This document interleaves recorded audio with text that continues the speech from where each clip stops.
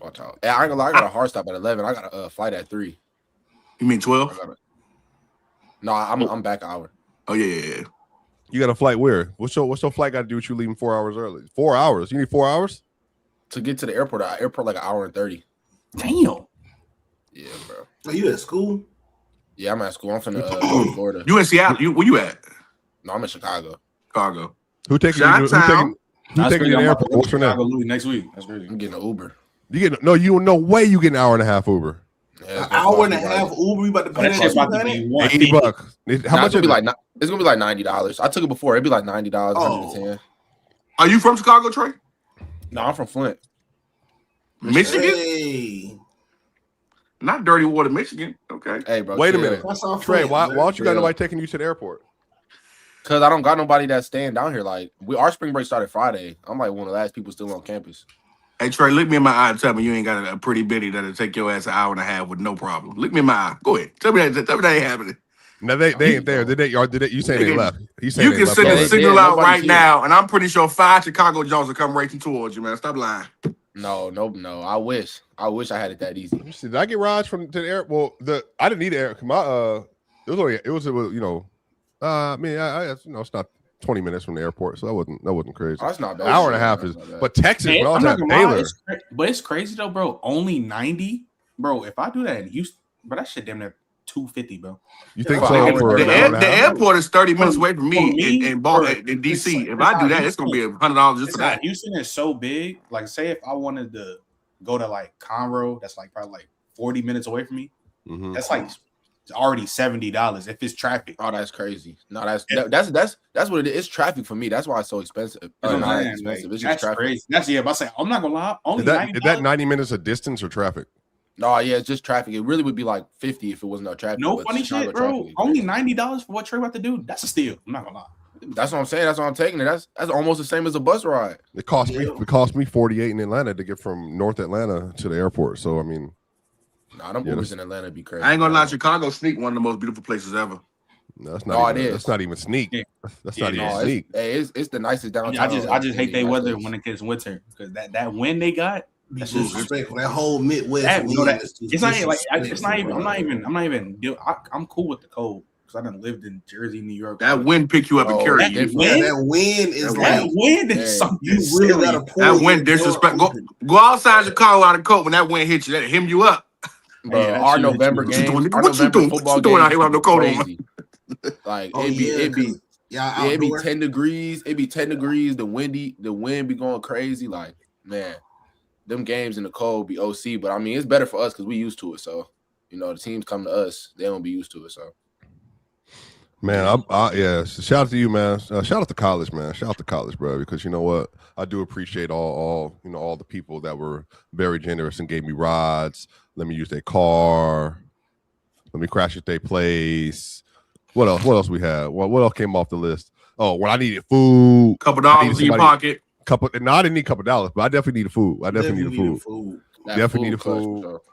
Yeah, definitely needed food. But they stayed off campus housing. Hey, I ain't trying to stay at the dorm.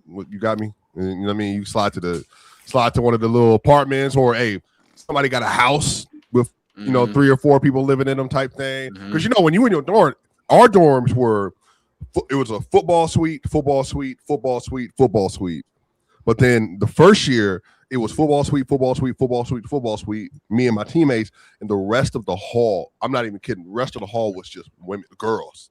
The whole rest of the hall. What was your dorm style? Was it quad, or did y'all have a quad dorm? Suite, like so. Two beds, room, bathroom, and then 2 beds, room, bathroom. They were connected. Yeah. They rip y'all off so bad because I have some of my properties in Baltimore. I basically have a contract with schools like Morgan State, Townsend, and they basically what they do is they'll pay you up ahead for your. So basically they'll pay you 12 months of rent for your property up ahead, and then they have a contract with the students where they stay there.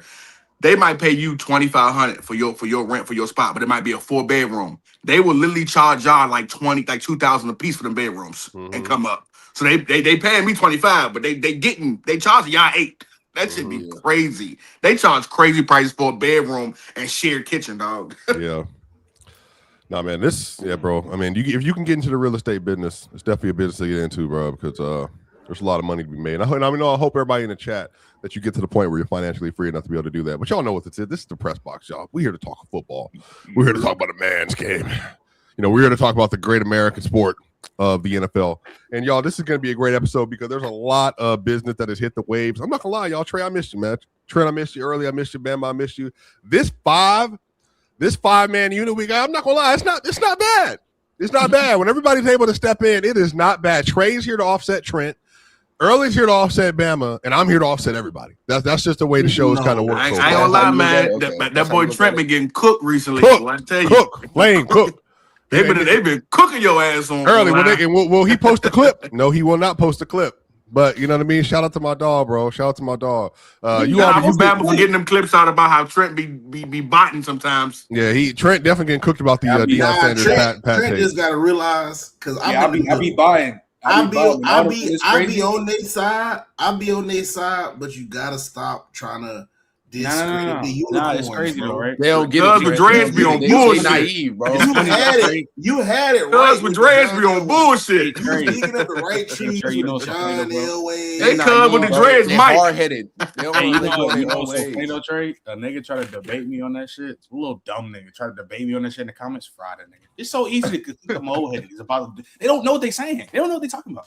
We try to debate you on about the Deion Sanders and Patrick Peterson shit. Nigga, a bot. He can't debate me on it. Come on, it's a waste of our time. You can't. It's just a waste of time. No, because it's crazy when it's funny because we talk about the older players because I want to talk about the Maxx Crosby shit. A lot of this shit you can't really see it because you can't watch a lot of people's film because it's damn near sacred. You're not watching 90s film like that. So people, I done seen Jerry Rice get locked up by Deion. What game? What game you seen? Real game, full footage you seen. For somebody that watched it live? It's definitely footage of somebody. Now think about this. I can tell you, but think about this. People in the comments, I'm not believing them niggas watch. But the thing is, you can't watch 2000. But I can tell you off the top of my head, I remember Terrell Owens getting locked up by Champ Bailey though. I can you can watch more 2000 shit than the 90s though. But the 90s, I watched Terrell Davis do it. He was the best running back in the league for years. I seen that too. Yeah, you can. Yeah, okay. You can watch highlights of. Not highlights. You can watch games in the 90s. Stop playing. It's different when you're talking about like full matchups and this and that. Like it depends. Like Trent, bro, you didn't even watch film. You didn't even watch film when you was playing football. And I gotta listen to you. Terrell Davis. Trent, what position did you play? What position did you play again? You said what? What position did you play again? Plays out there. Bro, you didn't watch film, bro. Literally, all you had to do was they was like, "Hey, bro, block the 5 tech. I need you to get out here on this team." The quarterback, just like John Elway, when Shannon Sharp used to run behind him. Hey, remember John Elway, Shannon Sharp? Hey, run the stage, run the stage.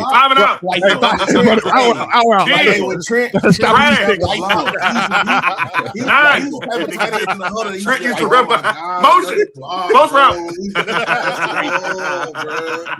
slant route. Hey, Trent, I will tell you this: you will never, and I mean never, beat me in film study or football break. I mean, you won't. That won't happen because I knew everything. I call every play. I called every play my whole life. So you'll never beat me. You'll never beat me. Yeah, exactly. That's what I'm saying. And I was team captain everywhere I went. You're never gonna beat me. No, Trent. I'm not letting you argue. Trent, I'm not letting you argue. No, Trent, I'm not letting you argue. Trent, I'm not trolling. I'm trying to save you. Trent, literally, you could never beat me on this because nobody studied more than me, and I called every play for the safety, for the box, for the corners, for the D line. You try to go film for film, Trent. No, they're not going film for film with me. Hey, hold on. Hey, what?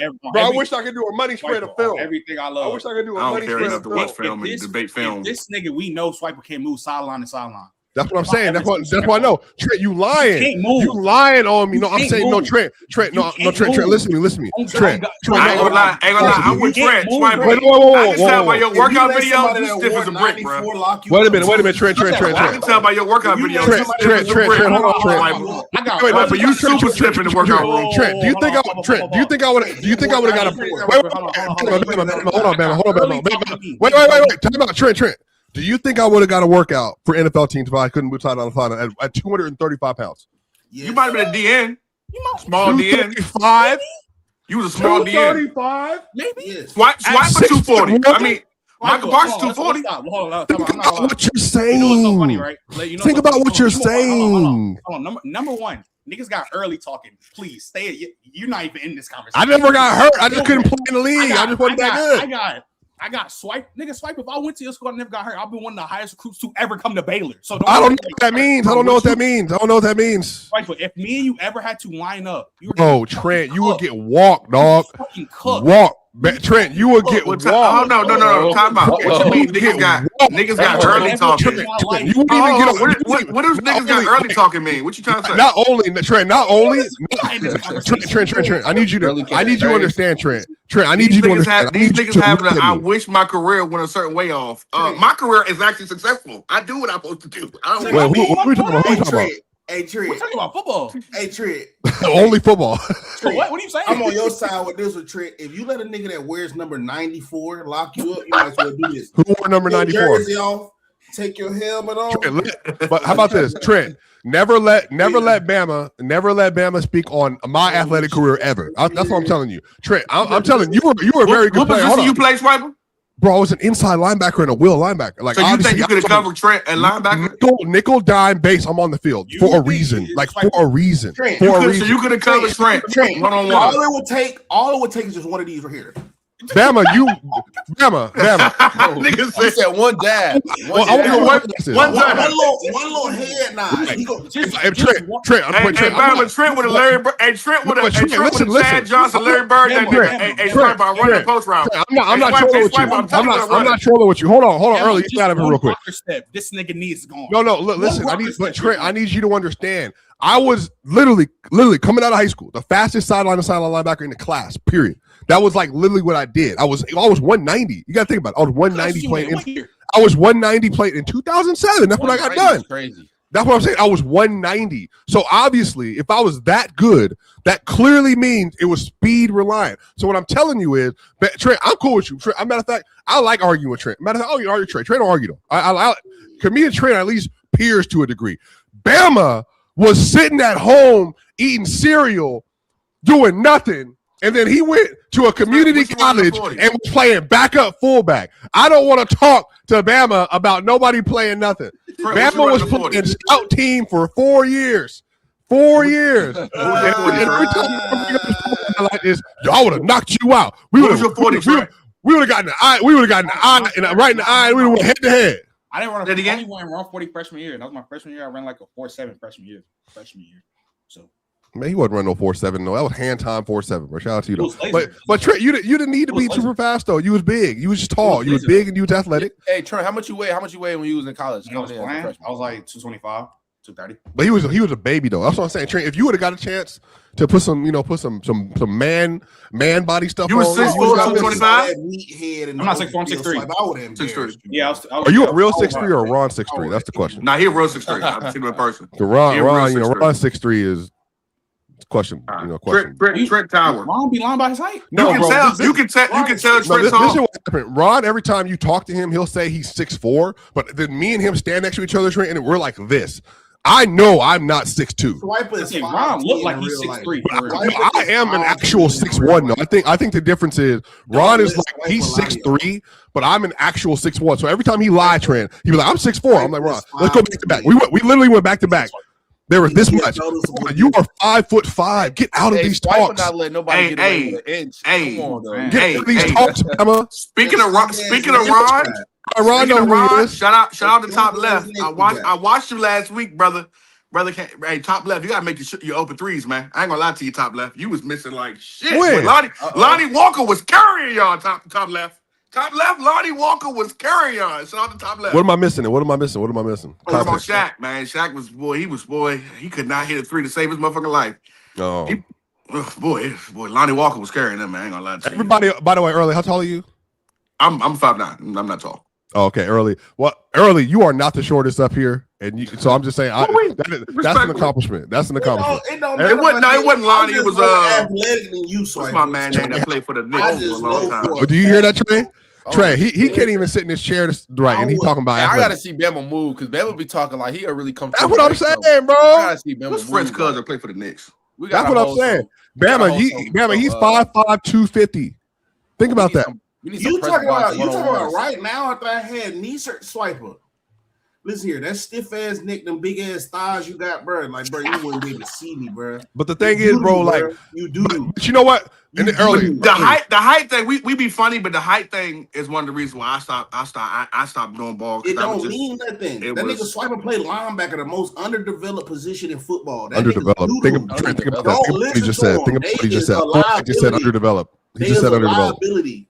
Out of all the positions on the football field, y'all are the biggest liability. Even though we stay on the field the whole game? What do they do with Trent? You know this. In what they do. Oh, yeah, we got to get number 55 in isolation and see if he could. That's what all we be trying to do is manipulate you sorry-ass linebackers, and you play. Hey, Trey, but if that would be – but, Trey, that would be a point, Trey. That would be a point, Trey, if I wasn't number 2 in our league, number 2 in our conference in interceptions. That would be the point. This nigga wore 90. Trey, if I wasn't number 2 in our conference in interceptions, then that would be a point. But there's obviously a reason. I know you was number 2, so I that was obviously a reason. But Bama, you played fullback, right? And what else? At community college. I do not gonna lie.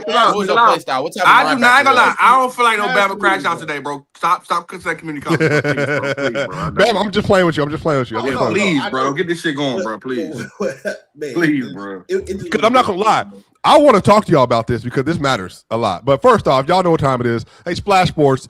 Matter of fact, early, we need a more or less on Bama and Swiper and Trent. Okay, more or less. Who's the better athlete? You want to take the more on Swiper and Trent? You want to take the less on Bama? And you want to do who the funniest on the show is? Take the less on early and take the more on me, and take a sleepy more on Trey. I got to stop that, man. Stop with that. How many times did you bench 225? So hold on. And then shout out to the DFS, man. Shout out to Quick Picks. Make sure if you want to continue to earn your money. Matter of fact, we treated them right this year, Bama. If you listen to us, we earned you a lot of bread this last year. And we're gonna have even more coming up for you. What'd you say? You said 225? Yeah, I was 22. I wasn't like crazy strong. Okay. That's still a lot though. Spike, if you think you can get on stage in front of 1,000 people and make them laugh, man, God bless. But I tell you what, guess what? Shout out to Todd Gurley for pushing me into my comedy career. Played in my high school after I knew I did early. I get on stage in front of 1,000 people. Shout out to you, Todd. You're the reason why I do comedy, Todd. I get on stage in front of 1,000 people, do a lot of things early and make them feel great. Make them feel great. Shout out to you, bro. That is weird the way you just said that. Todd Gurley was on pace to be the NFL's greatest running back ever. Todd Gurley cooked us so bad. I was like, "Yep, this I'm not going to college." A lot of his that nigga Todd had like 400 yards and 6 touchdowns on us. Tom Burrow legend. First yard shit is to this day. Yeah, he's still like his touchdowns like in I think like the 2010s and up or whatever. Yeah. He's still like top 5. Todd was too big to have this. Todd had one of the most beautiful strides you've ever seen in your life. 2020. Damn. He was too big to be that damn graceful. That last year too.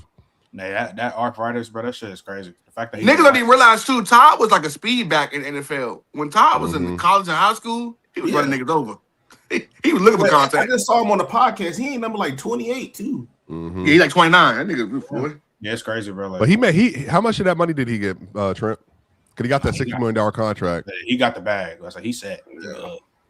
I mean, I don't know. Let me see. But I don't know how many years he actually got on it though, because he got. Well, Todd ain't no big spender neither. He come from a conservative play. He come from Tarboro. He no big. So spender. He earned $68 million in his career, and remember he signed that deal. He got 21. He got 21.9 in the first year of that one deal, and then he got $5 million the next year, and then he got 5 basically. That was like broken up. It looks like because they cut him early on the contract. Speaking of, y'all talked about Montgomery, right? Can we talk about the biggest deal in history right now, man? Maxx Crosby, man. Well, yeah, we about to get to that right now. I'm about to share that with the audience because I'm not gonna lie to y'all. I love this move for both sides. I thought that this was a great move. This is the exact reason why and when people go, man, John Harbaugh wouldn't that. This is the exact reason why you had to get rid of John Harbaugh because he would have never made this deal. Never made this deal. So Maxx Crosby, he goes out from the Raiders for the 2026 first-round pick for Baltimore and the 2027 first-round pick from Baltimore. And so now y'all... Way to make the jump, Baltimore. Like... I told you I was going to be Baltimore. They'll spend on defense. You did say that. No, they don't. They don't spend nowhere. That's the first thing they spent in a very long time. Nah. You was right on that, Bama, but I did say because I said if it was a receiver, they probably wouldn't have did it. But the fact it's a defender, it's just Baltimore, bro. They don't spend on nobody, Bama. They either draft or they give you a chill draft pick. They get niggas who like, no offense, like Jay Alexander who kind of falling off. They don't be spending on money. Like 2 first rounds from Baltimore is not a thing, bro. That's unheard of. No, that was crazy. That surprised me. But hey, that show they trying to win though. They going right now. But I feel like with Baltimore though, it was smart to get rid of 2 first rounds because your first round picks always gonna be what 16 through 31 or 31 if you lucky. I mean, I'm most likely, but they had no pass rush last year, bro. You didn't get him nothing early. Depending on Mike Green to be their number one target. I mean, be number one pass rusher, bro. No. But now Mike gonna look good next year next to Max. I was like, get in Maxx Crosby basically for the 14th this year and next year.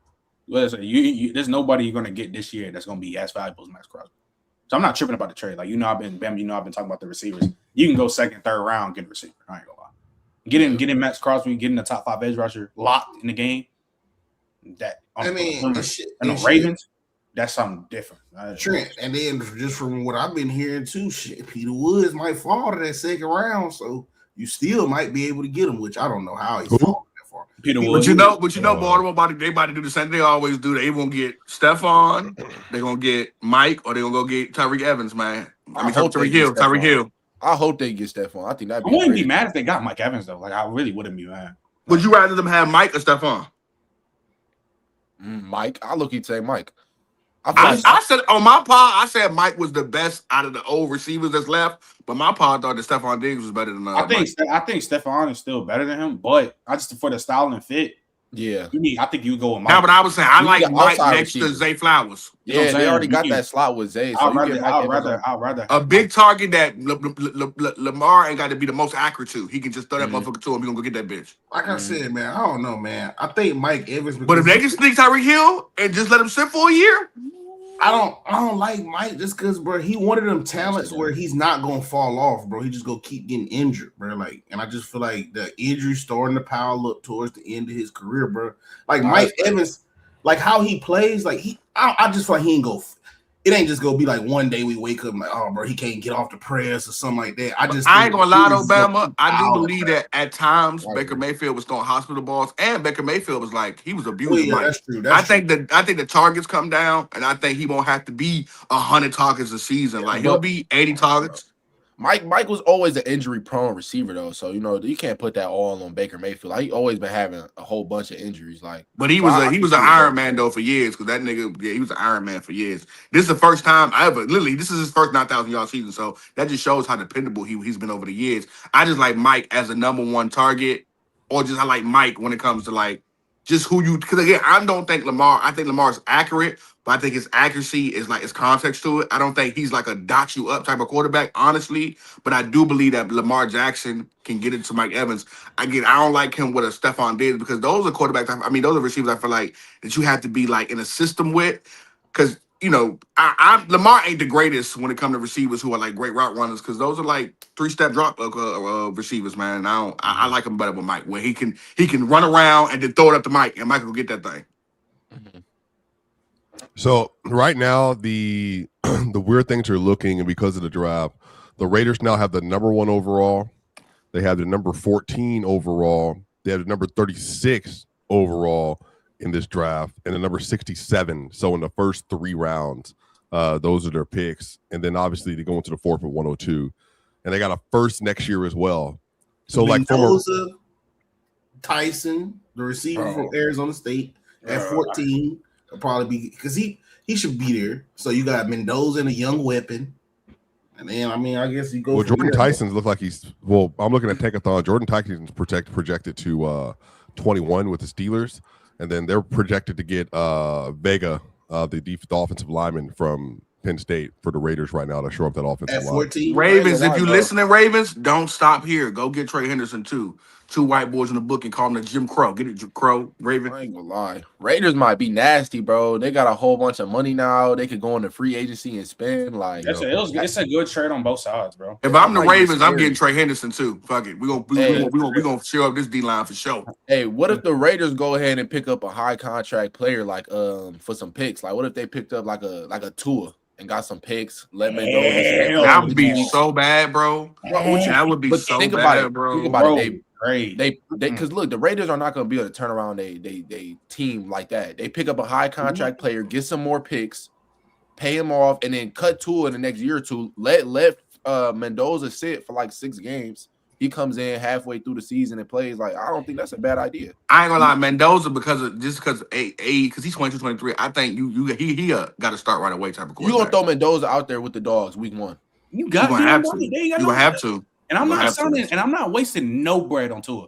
No bread. I'm not wasting no money on a quarterback that I can't get. That's not a premium player.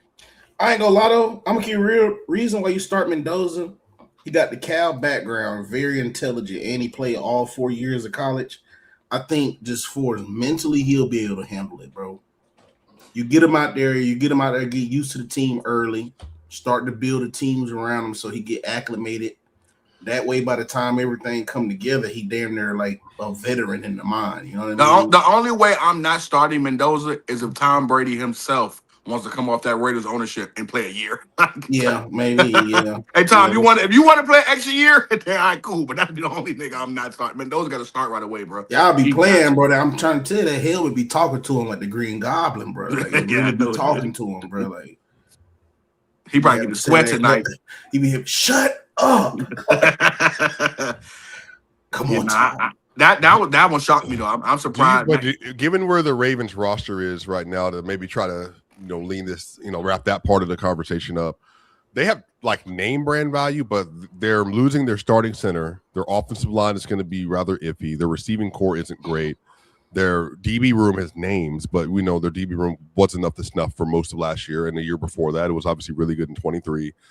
Are the Ravens, even with Maxx Crosby, are they one of the best teams in the AFC, do you think, as of right now, or do you need to see more in free agency in the draft? Well, this is a sneak year for everything you named. Is a sneak year for probably other than O lineman, but it's a pretty good O lineman out there. But receivers, corners, like this is a sneak year. Even in the draft, you can get a receiver right now to go alongside Zay Flowers in the draft. Even in the second, third round, that could be a starter right away. So this is like this draft is just not quarterback friendly, but you can do that in free agency too. When you asked that question, I think this was this question last year, and this is the same situation. I hear you more because you got John Harbaugh there. But bringing in Jesse Minter, who's a defensive coach, Minter's showing he ready to go now. He about to start. I think it's going to help. I think it's going to help. I think it's going to help it a lot more. But they still need to get more pieces. Minter about to start pulling the trigger though. If he did that Maxx Crosby trade, let me know. He about to go start grabbing people. Like he not about to play. But see, this is what I was telling you on your show, Trent. Everybody was trying to clown me. I get it, bro. You got the young coach. You got the young coach. Everything look good, but it's like, bro, again. Y'all just playing with Lamar, bro. Like, I get it, bro. He's so dynamic that you can have the least weapons in the league and still have somewhat of a competent offense. But the more and more I look at this offense, it's like, bro, if I was Lamar, I'd demand a trade. I don't give a fuck if you got Maxx Crosby, bro. Like, because at this point, because how I'm trying to put this, if the defense needs Maxx Crosby. You feel me? Like a player of that caliber. It's like, my nigga, you might as well just be in rebuild mode because if the defense needs a Maxx Crosby, do you not see the offense? Like the offense needs Tom Brady, Jerry Rice, Megatron. Like the offense needs so much, and the O-line. But that defense was a pass rush away from being a better defense. They literally just couldn't do a pass rush. But the thing is, though, what I see what Ben was saying. Like they've been investing in defense so much. When is it going to be time to start investing? They invested no, but I don't think that's fair because they invested in Derrick Henry. They got Zay Flowers. Right. They got Rashad Bateman in the first round. They got D-Hop. They got Mark Andrews. Isaiah Lackley was a draft pick. That nigga said D-Hop in the Big 2025. No, I'm reading through the name. Rashad Bateman was a first round pick. Zay Flowers went in the first round. Didn't he? Second round. Zay Flowers. Well, let's just say this. No one believed Rashad Bateman was a first round pick. They have tried to help. No one believed it. They've tried to really help They've tried to help Lamar. They just haven't hit a lot. Right. Obviously That's a draft issue. You're gonna hit with Derrick Henry, cool. That is what it is. You hit with Mark Andrews, cool, but he's getting older. Isaiah Likely, you're doing the 2 tight ends, okay, cool. I think Zay Flowers is a hit, but he's not what Lamar needs right now. Right, he's a starting. He's going to get a bag. He's going to get a second contract. Zay Flowers is a starting piece to what Lamar really needs. What Lamar need, like a Nick Collins? Rashad Bateman was supposed to be what Lamar really needed when he came out of Minnesota, but he sucked. So but which I mean by what he need? I'm confused. He needs a bona fide outside receiver. 6'1", 6'1" to 6'4". He needs like a Nico, or they should have got Devontae Adams or something like that. You saying the name, you talking about like the analogy, yeah, like a bona fide number one. That's what I'm saying. Like, even though Mike's injury, they get Mike. Bro, y'all trying to make it a cakewalk. What else do Lamar need, bro? He got one of the best running backs in the league. Like, what do y'all talk about? Like, we trying to talk about this like Lamar doesn't have nothing. Like, we talk about quarterbacks like Josh Allen and how he didn't have nothing. And he had Khalil Shakur that y'all think is the damn near the worst receiver in the league. You don't have this yet? Okay, but he's still going deep into the. So then why not just get Lamar? Why not just show up the O-line and the rest he should be high with, right? I mean, the O-line is a start because that O-line is horrible. So if Lamar goes to next season, if they have Isaiah Likely, they have Mark Andrews, they got Zay Flowers, they probably get another receiver like a Mike Evans, and then you just show up the O-line. That should be more than enough. That's what I'm saying. They want Lamar Jackson to have a dream team. This is who they need. They want Lamar Jackson to have a dream team. Brazil, bro. Yeah, no doubt about it. Chris Brazil got to show me that but y'all don't let that height and that speed fool you, man. I got to see it all the way through. That's what Lamar needs. I'm tired of the tall nigga who can't do shit, bro. I'm tired of the tall, fast nigga who ain't that good on the film, bro. Nah, he not no projects, bro. Give me a Makai Lemon before you give me no projects, bro. I don't want a project, bro. Nah, nigga who got to figure it out. Chris Brownsville ain't he's not an elite route runner yet. He's not an elite separator. What he is a deep threat. He's a big body. I need more. That separator, bro. I'm not gonna lie. And he's fast as fuck with fast as fuck, bro. I'm not gonna lie. So where I got Chris Brownsville going? Well, right now he projected second round to the Ravens. Yeah. So if he's so good, why he's second round? Because there's other good. There's a lot of receivers in this draft. This is a good ass. You think with all the measurements, because you say he's not elite separator. You just say he's elite separator. I didn't say I say he's a good ass separator. He's a good ass separator. Yeah. If he's a good ass separator and he has the height and the size and the hands to go with it, why would he not be better than Cornell Tate? Well, just to read through this, y'all. So Cornell Tate the big board for wide receivers right now. Cornell Tate's wide receiver 1, Makai Lemon's wide receiver 2, Jordan Tyson's wide receiver 3, Denzel Boston's wide receiver 4, Casey Concepcion wide receiver 5, Omar Cooper is wide receiver 6, Chris Brazil is wide receiver 7, and then you got Zachariah Branch is wide receiver 8, Chris Bell. Chris Bell wide receiver 9. Why Boston better than Brazil? Why Boston better than Brazil? Yeah, I don't know. Brother, I don't. He's 6'6", bro. I don't know. His ball tracking is crazy, bro. I don't know why Denzel Boston is over there. You know the NFL. But that's what I'm saying, Draymond Water. He's a project. I don't want a project right now. The NFL like jump ball fiends, bro. And Denzel Boston is a jump ball fiend, bro. Like you throw that ball. Them jump ball niggas be hit and miss. You can get a Rome or you can get a Keon Coleman. Yeah, that's true. But shit, in the NFL, that's what they like. But in the NFL, I need a separator. Please, unless you got Dez Bryant, 50-50 ability, I need a separator. You do need a separator, but at the same time, them jump ball fiends, bro, because the money zone. That's what they call the red zone in the NFL. They call it the money zone for a reason. But if you're a separator, you can get up in the phone booth. It don't matter. You could be AB. Like when you're a separator, literally separators. What's your man name? Your man ain't no jump ball demon that we love so much, Devontae Adams. No, he gets open in the phone booth. The thing about being a red zone threat, you have to be able to get open in the phone booth. Unless you Larry Fitzgerald, Calvin Johnson, I can just I can throw a fade route. But being able to get open in the phone booth makes you a red zone threat. On that part, they separated though. Zay Flowers, they separated. Yeah. So I'm saying if they can just somehow find a way to figure out to get a smooth number one, legit outside receiver, and I'll be cool with it. But I think so. Why if Zay Flowers is a separator, why he can't be that everything? Because he's too small. Because he's too little, bro. He be getting jammed up, bro. Yeah, I will say the trade point too, though. Like we saying all this for Lamar too, but in instance too, in the games, even though he did it this year, he did it the last game of the season. Lamar also too got a nut up when the time get right. I gotta keep 3 cut 5 just for that small shit. I gotta keep 3 cut 5 just for that small shit. I think both trades. I think 2 things can be true. Lamar, I think they need to invest in Lamar to me a little bit more because he's the reason why they're even a thing right now. But when it's time to nut up, he gotta show out too. Well, let me that's why I was saying. Oh. Let me ask you, Bama, in the group, where do you have the Ravens right now, Bama? You can start this off. Where do you have the Ravens in the AFC as of right now? As of right now, I still got them behind the Patriots.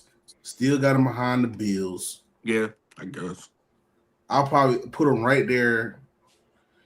We don't know what Bo gonna be like off that ankle because he hurt it. He's healthy already. He's healthy already. Yeah. Bo gonna be straight off that. That wasn't like a. I mean, they still. I mean, you still got to ride with them just because it's Lamar. But at the end of the day, though, I just feel like, bro,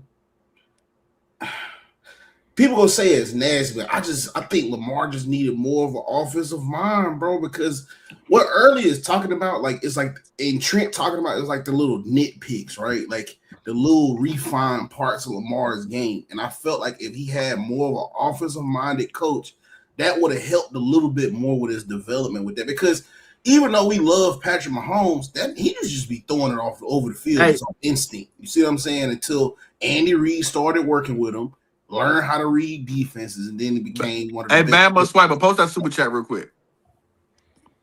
Which the last one? The new one? Get the $5 one. There's 3 $5 ones. The last one. Get the last one. This one? Yeah, I'm with my man Tribe. Jeff Cardell, Brownsville Dazzle. I need to receive it, not a nigga who look good in shorts. That's what I'm saying. Like, y'all watch Chris Brownsville at Tennessee this year? You know what? You know who else? You know who I watched in Tennessee who was better than Chris Brownsville?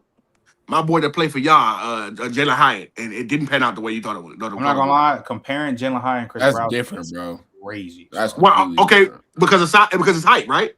No, bro. Literally, Jalen Hyatt was an elite. He was not elite, but he was a damn great separator, and he was a speed. He was a great deep threat. I think Chris Brownsville, because it's hard for Tennessee. To me, it's hard for Tennessee receivers to work out just because they in that gimmicky ass bum ass. That shit's terrible. Yeah, I hate that offense so bad, bro. We stacking the line on the sideline. You got them lined out out of bounds. Basically, that shit is ass. But when you even look at like the route running ability for me from Chris Brownsville to Jalen Hyatt, I think it's, and even though Chris Brownsville is way bigger than him, it's literally night and day. So that's why I would take him over. That's why I don't think that's the same. I think. Would you say Chris Brownsville has BTJ separation? Yeah. Coming out of LSU? Yeah. That's basically in that shit like Chris don't move as fluid as BTJ. He don't move as fluid as BTJ. That's 6'4". That's a little far. I don't think 6'4". he has fluid. Because you gotta think Chris Brownsville wasn't like, this isn't like, it's just, he was good at Tulane. Like when you ask him like all the running, all the nuances, he literally was. That's really. I'm not saying he wasn't, but you just said Tulane. I'm just like, I'm saying though, it's not like he been at Tennessee. Like the year before, he was showing his route running ability, getting out of the breaks. Again, he's 6'5", moving like that. So then he come to Tennessee, which is a gimmicky offense, and he provides the deep threat ability that he does. I've already seen him run routes. He can do that. So that's what I'm saying. I don't think this is like some Tennessee gimmicky receiver that's like a Jalen Hyatt. Because you go back. Bama can attest to it. I was never a fan of Jalen Hyatt at all. I just need you to be good right away. And I think if the Ravens was to get a Chris Brownsville, I don't definitively like, again, still get a Mike Evans. Don't get a Chris Brownsville and go, cool, we're gonna pair him next to Zay Flowers. No, get a Chris Brownsville and let him sit behind Mike. When you said BTJ, that's damn near a similar comp as him. Like, I'm dead ass serious. Like, that's damn near like a similar comp. I like Chris Brownsville over Bateman though. For sure. Oh, absolutely. But I'm saying, but I still don't want that to be, because if it don't work out right away his first year, Lamar, I understand Lamar going into his 30s, bro. He ain't got time to be, we got to wait a year for a nigga. Like, he needed it now, bro. Like, these next 3 to 4 years are about to be pivotal. I can't say the word right. Whatever the word I'm looking for, but it's going to be very important these next 2 to 4 years, because the simple fact of the matter is that this is now Lamar's make or break. Like, every season moving forward, and we got Maxx. These next couple seasons about to be, bro, if you make it into the bowl or you not, literally. So it's going to be real hard. The criticism is going to be high on the boy, all that shit, man. So I think the coaches understand that, though. I mean, they traded their next 2-year first-round picks for Maxx Crosby. So, like, I think the coaches understand. Who is offensive coordinator? They got Declan Doyle. Yeah, Declan Doyle. That's thank you, Young. Chicago. Yeah, pivotal moments moving forward. I don't think that's a horrible hire. Him, Josh, Joe Burrow, even though Joe has Super Bowl appearance, those ain't gonna lie. Now, we said the top 5 all the time. Lamar, Patrick Mahomes, quarterback guy. These top 5 niggas, bro, I'm tired, bro. I don't want to hear like what separates them from like the separation about to start clearing because it used to be always Patrick Mahomes, Lamar, Joe Burrow, Josh Allen, and then whoever that 5th spot. And one year it might be Matthew Stafford, one year it might be Justin Herbert, but that top 4 have always been the top 4 like the last 3 years, bro. Now moving forward, bro, I don't want to hear about Lamar and fucking Sam Darnold getting another bowl or something like that, bro. Like, I ain't gonna lie to you, bro. I'm getting tired of hearing about the top 4. These niggas don't Lamar, make any early. Got anything to do what does that got to do with what does that? What I'm saying is that there are guys who are coming. There are guys who are coming. Guys like JD who are JD's not coming anywhere. Anyway, not coming anywhere. That matter of fact that's Sam Drake draft with him and Caleb and all them niggas, bro. As these guys get older, bro, it's gonna look bad on them, honestly, if these niggas never make Super Bowls and never get rings. So you're saying you would prefer a world where Lamar was able to get backpack on 4 straight playoff runs to a Super Bowl, and that would have give that's credence. It's not about me. It's not about me preferring the world. It's like what Trey was saying. We're not. If we're giving again, I just said if we show up that O-line and we give him Mike Evans, that should be all he need, bro. Like at some point in time, we're gonna start looking at some of them seasons that we break them down and go, should have won here. You should have won here. You should have won here. You should. I don't give a fuck what none of y'all say. He should have won when he had a historical defense. Period, bro. Period. He should have beat Patrick Mahomes and won that Super Bowl, bro. Period. So that's already 1 year. I'm definitely saying you should have won. That if I put somebody else there, they would probably won. If I put a Matthew Stafford there, probably wins it all. Like you should have won that. Well, so you had bad he might have 2 more seasons in his next 3 to 5 years where he should have won, and it's going to battle his career. So early, just because it was Matt Stafford, Zay Flowers not going to fumble because it's Matt Stafford now. No, Matt Stafford not going to have the horrible first half that leads to you literally. I do this all the time. He was dog shit in the first half. His defense shut out Patrick Mahomes second half. If you don't play like dog shit in the first half, then the second half you ain't got to play catch up. Play better the whole. You know what's so funny? Again, I should have him so bad, but when Jalen Hurts goes to the Super Bowl, he plays good the entire game. I find that funny because Josh Allen was not better than Lamar in the game that Josh Allen won. Facts. But the thing about it is that Lamar, it was up to him to make certain plays that he just didn't make. He did make every in the second half. He was phenomenal. In the second half, he made all the plays. In the first half, he had a bad first half. That game too. So what you mean he made all the plays? Yeah, but I think that fumble is what it is. But the interception, yeah, I agree. But like that's a bad fumble. Yeah, I mean, but he also got through like free. I think that was another issue. Like it was a bad snap. It was like, do you remember the Jalen Hurts playing the Super Bowl? I don't think that's Jalen's fault that happened. I don't think that's a difference. I think the difference is with the Jalen Hurts shit. He got stripped when Nick Bosa stripped. Like that is what it is. Yeah. Lamar, you got a bad snap. You caught it. You had the ball in your hand. You could have just went down. You was trying to do too much. Trying to shake but it was like, well, it was they were in the red zone at that point too.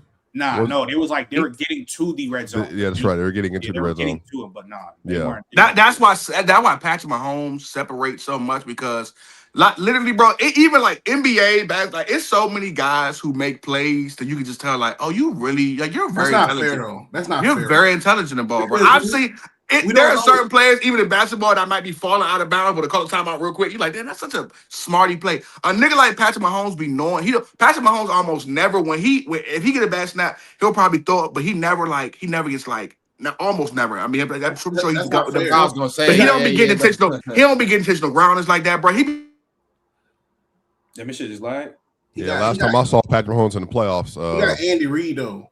That's not fair because we don't know what Lamar looked like with Andy Reid because that's been my whole point, bro. When you got a coach that's a strong offensive mind, they know how to work. They know how to hide your inefficiencies from you. Sometimes they protect Patrick Mahomes from himself with the play call because the same reason we love Patrick Mahomes is the reason why the Bengals went to the Super Bowl. Let's just be honest. Okay, but the same Patrick Mahomes get a lot of flexibility too back there. But hold on, but here's the thing though. But he's intelligent too, Joe. But here's the thing though, Bama, you talking about like getting an offensive minded coach, bro. Getting a nigga like Andy Reid, nigga, that's like that's a GOAT tier coach. Like that is a top of the like sometimes you getting an offensive minded coach isn't gonna work out. And what was available doing this coaching tree that was happening, this coaching circle, Jesse Minter is a great hire. So I'm not talking about the head coach, I'm talking about the offensive coordinator at least though. Oh, well, I don't want to hear that because the coordinator has to be offensive. I don't want to hear that because minded. I'm talking about quarterback minded. I don't even care about that. Lamar is way past. Lamar is way past him having a coach who he need to help him. Lamar got to make the plays when they matter in the most important like time. Sean McVay, like Sean McVay, Ben Johnson, what's my boy over there, the Broncos, Sean Payton. They're known as like quarterback coaches. Like so, when you that don't matter though. That does matter. It don't matter at this stage. If Lamar was 23 years old, 25, it would matter. Lamar, he's way past offensive coordinator right now. Lamar, the game early. He don't call the plays. Man, here's the thing, though, right? If this is like 2019, when Lamar's like just getting going, okay, cool. On the backside, this nigga's a 2-time MVP. He probably 28 now. Thank you, bro. Like, bro, I ain't gonna lie. Thank you, Trent. We've already seen the leap. Trent. We already seen the leap that he got after when he got Todd Monken. So, like, yeah, getting a quarterback coach, a quarterback minded type of OC will help him more. But you way past that. He's way past that, though. You past that, bro. Way past that. Like, it's not even. But is he really? He had Greg. He is past that. Somebody be way past that coach. What I'm saying, though, exactly. He's way because he got Greg Roman. We excuse that for sure because Greg Roman to me is not good, and he was carrying him with Greg Roman, and then you got in Todd Monken, you throw 41-4. You already excelled. Like you took another gap. You took another leap.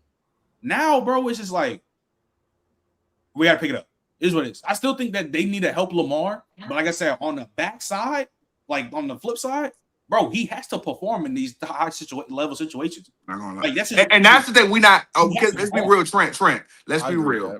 The truth is, no, guys. I'm not saying Lamar isn't intelligent. First of all, we just a week away from Black History Month. I'm not saying he's not intelligent. What I'm saying is that you can tell in high pressure situations, Lamar freezes up, bro. Like we literally watch it with our own eyes. We're like, literally, when you watching the Patrick Mahomes, when you're watching the Matthew Stafford, there are certain quarterbacks when you're watching them and the pressure. Like Tom Brady talked about it the best. He was like, when the game was at the most high intense level, he said everything slowed down. I didn't hear the crowd no more. It was like he was zoned in. It's just me and what I got to do. It's not nobody else. I don't hear people cheering. I don't hear people booing. None of that.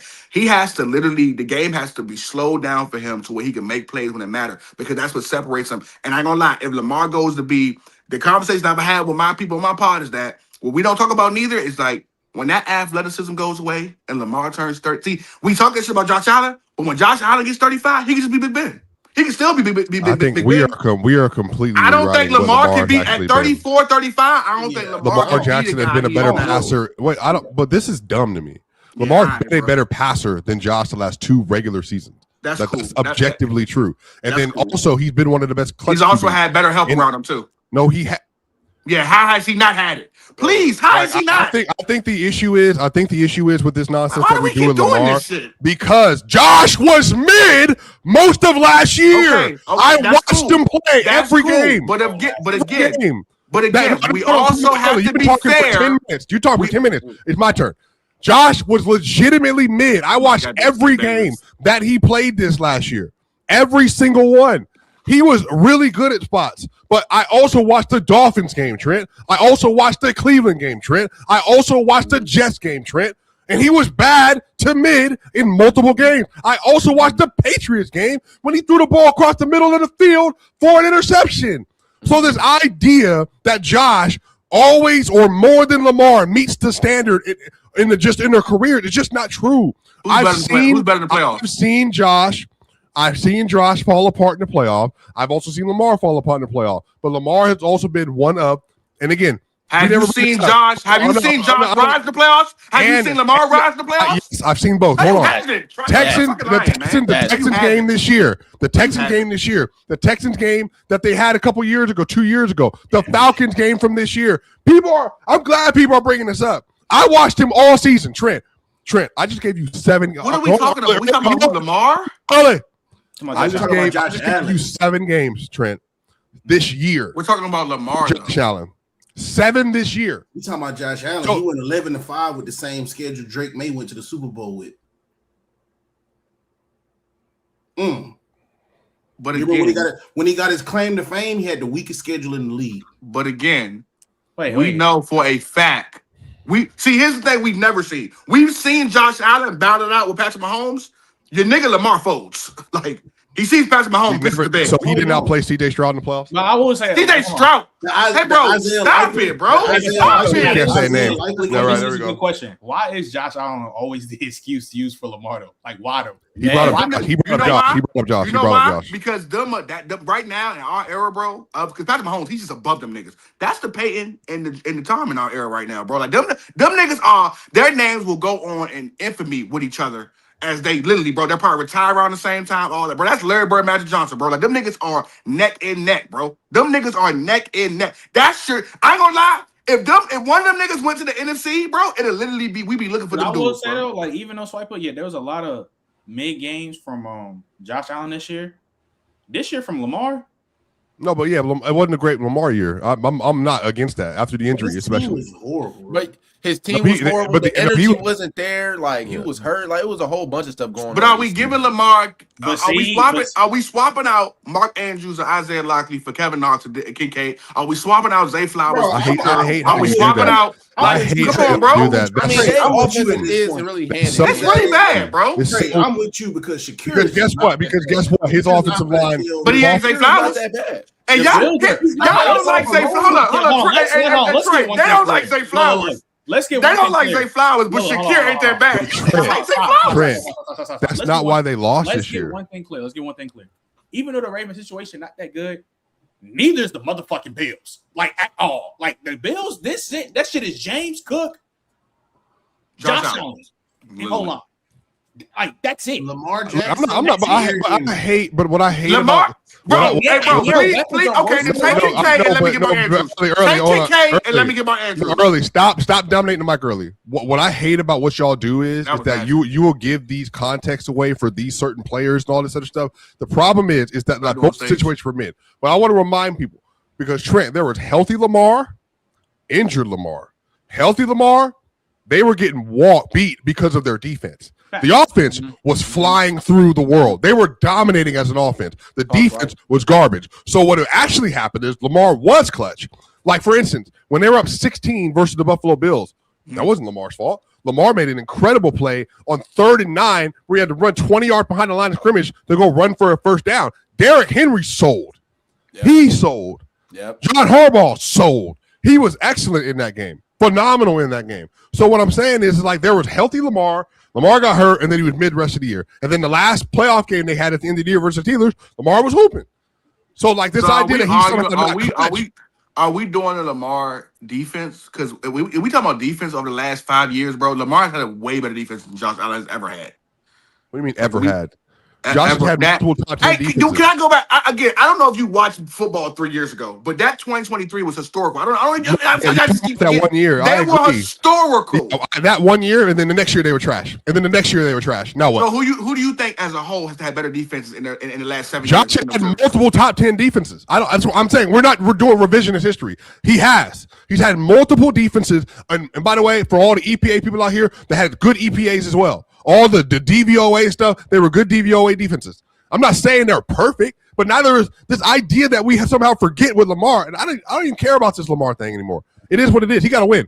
He has to win. That's what. At this point, them niggas the same. They Spider-Man meme. They the same person, bro. Look at each other. Hey, you, me, I'm you. That's basically what it is, bro.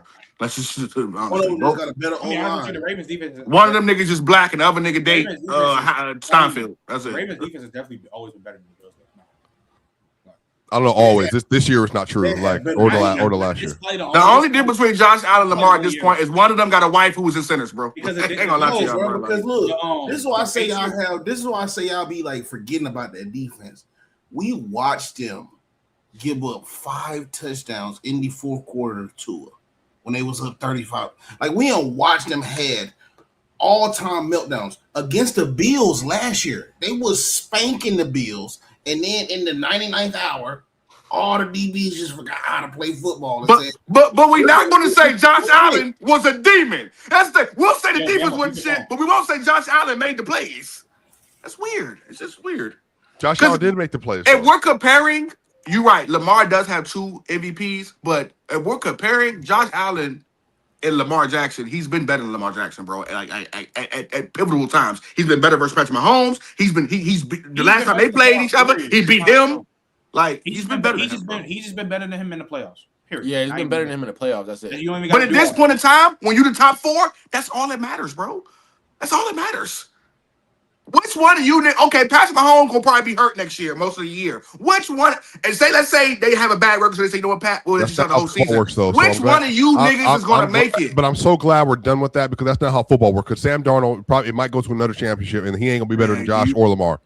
Yeah, that's true. Oh, it's a team. But I tell you what he would do. I bet if they go against him, he'll whoop their ass in the Super Bowl.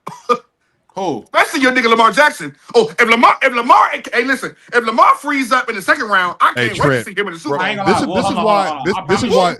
No, put belt to his ass. I promise you, if Lamar makes it out, if Lamar or Josh Allen makes it out the AFC and they beat the boogeyman in that process, if they, like a hypothetical situation, they're winning the bowl. If I ain't gonna lie. What? Hey, you can say what you want, but Sam ain't Drake May. Sam dueled it out with Sam Darnold was ass. Sam dueled it out with Matthew Stafford in the NFC Championship. Sam dueled it out with Matthew Stafford. Oh yeah, he dueled it out with Matthew Stafford and then the Super Bowl. I bet Lamar can't do that versus Sam. I bet Lamar wouldn't do that versus Matthew Stafford. Wait. No, early. The reason why early you start falling off a map. It's because the issue with you is you'll sometimes start saying a lot of stuff and then not being able to sort through what you're saying. Sam battled it out versus a bad defense. That same defense. He saw 3 times that year. He saw that same defense. I'm agreeing. But that defense after week 12 was bottom 5. And then even in the playoff, they gave up 30 points in back-to-back games. That defense sucked. And as soon as Sam Darnold, A Trey, nothing. As soon as he saw a good defense, he was mid in the Super Bowl. He literally was mid. He was mid. Hey Trey. Can you tell me? Trey. That's cool about that defense. Can you tell me the best division in football last year? The NFC West early, but still. What's that got to do with that? That defense was so bad, but they went 13-4. That defense was so bad, but they went 13-4. Who went 13-4? Wait, whose defense? Whose defense? No. That defense was so bad. That Rams defense was so bad. But all them niggas won 13 plus games. 13-4. Stop. They went 13-4. Who lied to you? Who were they? Hold on. The reason why it doesn't matter. Number one, the whole NFC West. Oh, okay. I'm sorry. The whole NFC West, just their schedule was weak as fuck. So you using that division shit doesn't matter. Number 2, you're talking about the playoffs. The whole NFC West schedule weak as fuck, but the NFC West team won the Super Bowl. Talk to the Bears. The NFC West team won the Super Bowl. Stop. But the NFC West team won the Super Bowl. The Patriots. Okay, what does that have to do with the Patriots? They had to get there. Smart, but they had to get there. No, who did they beat? Who did they beat? Y'all being nasty. Who did they beat? Hold on. But you're being hella unfair because again, the shit that a Sam Darnold Super Bowl pack has to go through versus what Josh Allen and Lamar has to go through is fucking levels. Yes, Sam Darnold's best game was versus Matthew Stafford, but a nigga played an ass defense. You're not going to go on the AFC with Lamar, Josh Allen, or you're playing a bottom 5 Chiefs defense. If that shit ever happened to the Bills and or the Ravens, niggas look at me in the eye and telling me with that Seattle defense, they wouldn't have put belt to ass to Lamar and Josh Allen. Hey man, shut y'all, man. Y'all weird. Y'all just got weird as fuck. We forgot Seattle had a top defense. We forgot Seattle had a top defensive line. We forgot Seattle had an all-pro and Devin Witherspoon. Oh, we just forgot. We Lamar and Josh. We're not debating that Seattle weird as hell. Nobody's debating that Seattle had a top defense. At the end of the day, no. You're talking about quarterback performances in the playoffs. Sam Darnold, outside of the Rams game when he played a bottom ass defense, he ain't do shit. He didn't do shit the first game, and he didn't do shit in the fucking Super Bowl. But the game, here's the thing though. Sam Darnold, the game when he had to do it though. Bringing up Sam Darnold in this point does not matter. The game when he had to do it, he did it though. Name me a Lamar Jackson comparable to the Sam Darnold versus the Rams game. Name me a Lamar Jackson playoff game. Name me a Lamar Jackson playoff game that's comparable to the Sam Darnold game.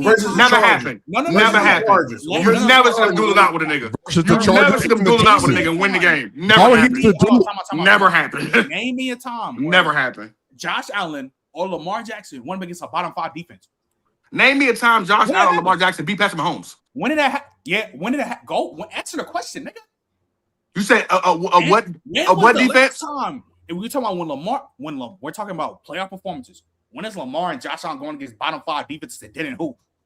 So the Rams was a bottom 5 defense? The Rams fucking sucked. Their defense was fucking They gave up 30 points a game for the last 10 weeks of football. 10 weeks. including the playoff, to your bum Panthers. They had to have a game-winning drive. Hey. They had to have a game-winning drive to beat this team. Trent, so can we run through? Hold on. The only reason they beat that team because Trey, remember what happened. That man threw an interception to Matthew Stafford in the end zone, and Puka Nacua broke the ball up. That's the only reason the Rams advanced to the next game. They should have lost in the first round. Matthew wasn't even good in that game. So Matthew wasn't hooping either.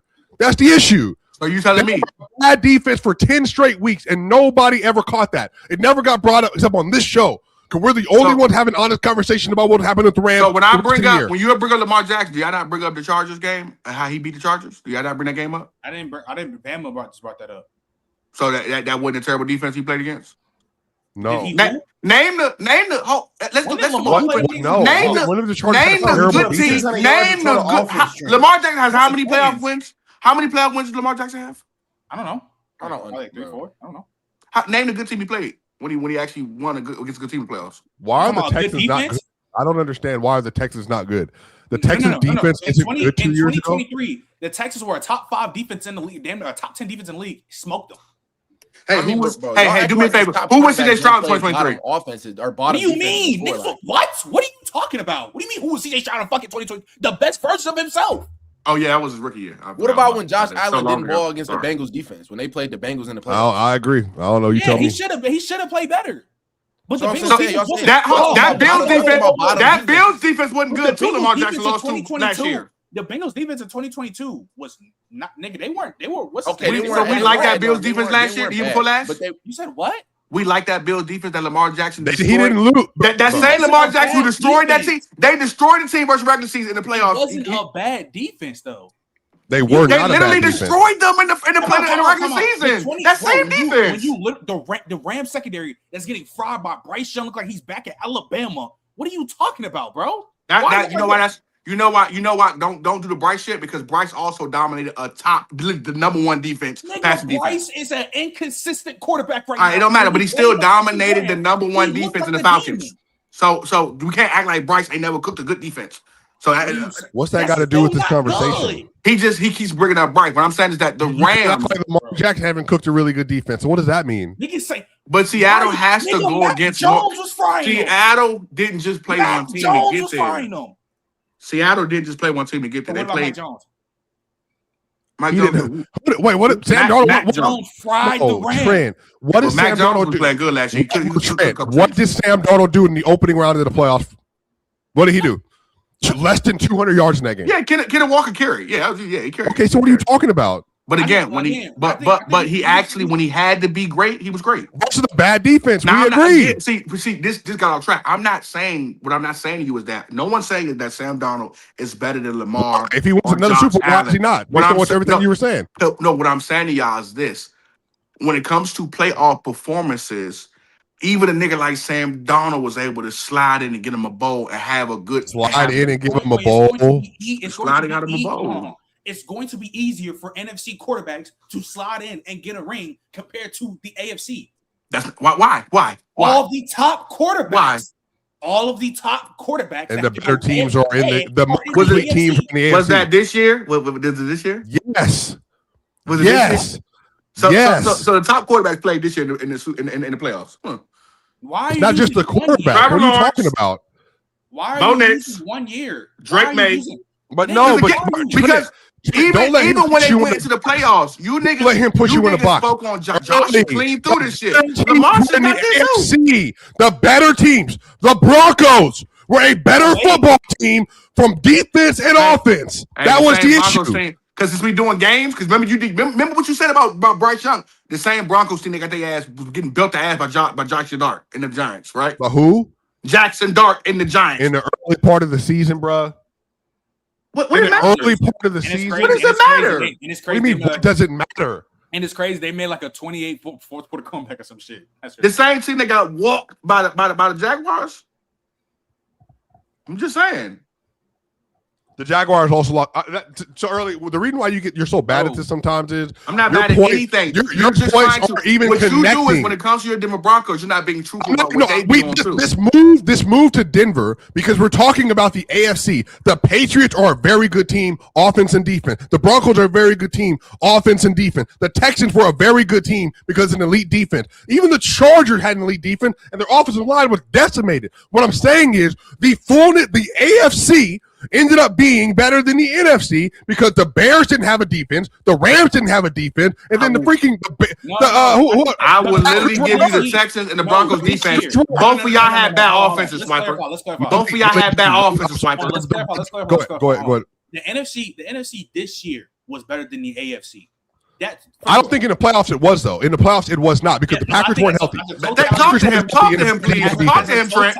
Talk to him, Trent. The NFC is better than the AFC. I'm talking about as a whole when niggas get back healthy. When I'm talking about winning the bigger moments, I think to me it's going to be easier for an NFC team or an NFC quarterback like a Jalen Hurts, who's on the Eagles, or Sam Darnold, or just any NFC quarterback damn near for real to slide in and get a ring versus the AFC, because again, even though the teams might not be better as a whole than the AFC. Than the NFC. But this next year, you believe that. Trent, why are you doing that? That this upcoming year, Trent? Because this upcoming year, the NFC this upcoming year is better than the AFC this upcoming year. But I'm talking about for a winning perspective. If Lamar, Joe Burrow, Patrick Mahomes, if these niggas are back in the all of these top niggas are knocking themselves off. But Trent, you need to expand your horizon. I think the problem, even what you're doing, you're allowing early to escape because you're focusing too much on the quarterbacks. What I'm saying as a whole, the AFC ended up in the playoffs having two-way football teams. The NFC either had defense, not true. Or you had offense. Bro, the Bears could not get a stop. That's not true. Trent, they're early. I'll finish it then. The Rams defense was god awful. Yeah, Rams couldn't get a stop. The Bears defense was trash. The Packers were hurt. They literally were hurt from quarterback to the defense. They were hurt. The Seattle Seahawks had an offense and a defense that were elite and ended up winning the bowl because of their defense. And then on top of that, the Broncos had a good offense in the playoff and an elite defense. The Patriots had an elite defense. Their offense was whatever because of Drake May. But then, sure, exactly. Because of Drake. He was trash. The Texans ended up being bad, but because CJ Stroud had the worst game of his life. What I'm saying to you made my point. He started off by saying the same teams had good offense and defense, but he only named one team that had an offense that was comparable. The NFC teams, The Bills wouldn't have. I had to look at the Bills defense wasn't good this year. The Texans offense wasn't good this year. The Broncos offense wasn't good this year. But I'm saying it's the same thing for the NFC. None of these teams were good on both ends except for one. I was about to say, so then you might, if you want to say like they both was ass this year, then because thank you, Damon. You want to say what? Swiper, you complained about that offense all season, but all of a sudden they were good. What are you talking about? Yeah. The Broncos offense was better than the Rams defense. Yes, that's not a question at all. Yes, it was. It ended up proving itself out because the Rams couldn't get a stop. Team offenses in the AFC were ass, damn near literally. I'm not gonna lie. Thank you, bro. What are we talking about? Chargers offense was ass. Steelers offense was ass. Texas offense was ass. Patriots offense was ass. The Broncos shit was cool. Bills were good because that's the only like real deal. But their defense was ass though. So like then on the NFC side, okay, but that just makes the point then. The Chargers had a bad defense and the Rams had a bad defense. So it all ended up working out. Had a bad defense. Who? The Chargers? Not the Chargers. The Bears and the Rams had bad defenses, and they got cooked. And the Panthers were mid. The Panthers were the worst team in the playoffs. Yeah, by a lot. So maybe that's just what it is. Everybody was mid except for one team in the playoffs. But there's no even this next season goes to this next season. There is still. I ain't gonna lie. The Bengals, and we just said it's gonna be another year of Joe Burrow and the guys. Cool, but they're gonna be bad. They're gonna be a good team. They lost their best pass rusher. They're gonna be on some rebuild shit on defense. The Ravens coming to the season should be one of the better teams. The Bills are still incomplete right now. The Patriots, stop it.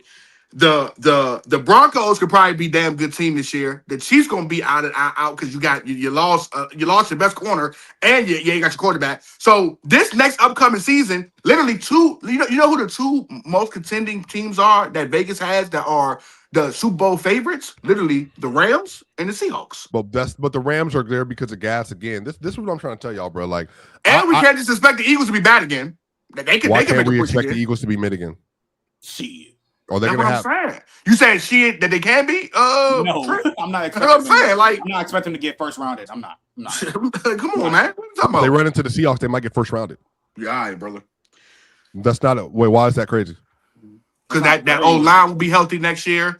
That running back situation, I guarantee you Saquon gonna bounce back next year. Like, come on, bro. And even if you get rid of AJ Brown, bro, as a whole, that team can still be elite. So, but why can't they get first round? If they run in Seattle in the first round. Seattle will beat them. And the Packers gonna have a healthy Michael Parsons back, and they just got Frankly. They're probably not gonna have K9 anymore. They'll draft a running back. We'll be fine. What's his name? Didn't they just lose their OC?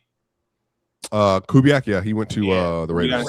Trent, as great as K9 was, your man Swiper just said they'll draft a running back. They'll be fine. Come on, bro. Yeah, he was. I'm not gonna lie. Charbonnet wasn't bad though. Yeah, he's not a tier 1 running back, so I don't even know. I'm not gonna pretend like he was. He had a good run in the playoff, but he's never been a tier 1 running back ever.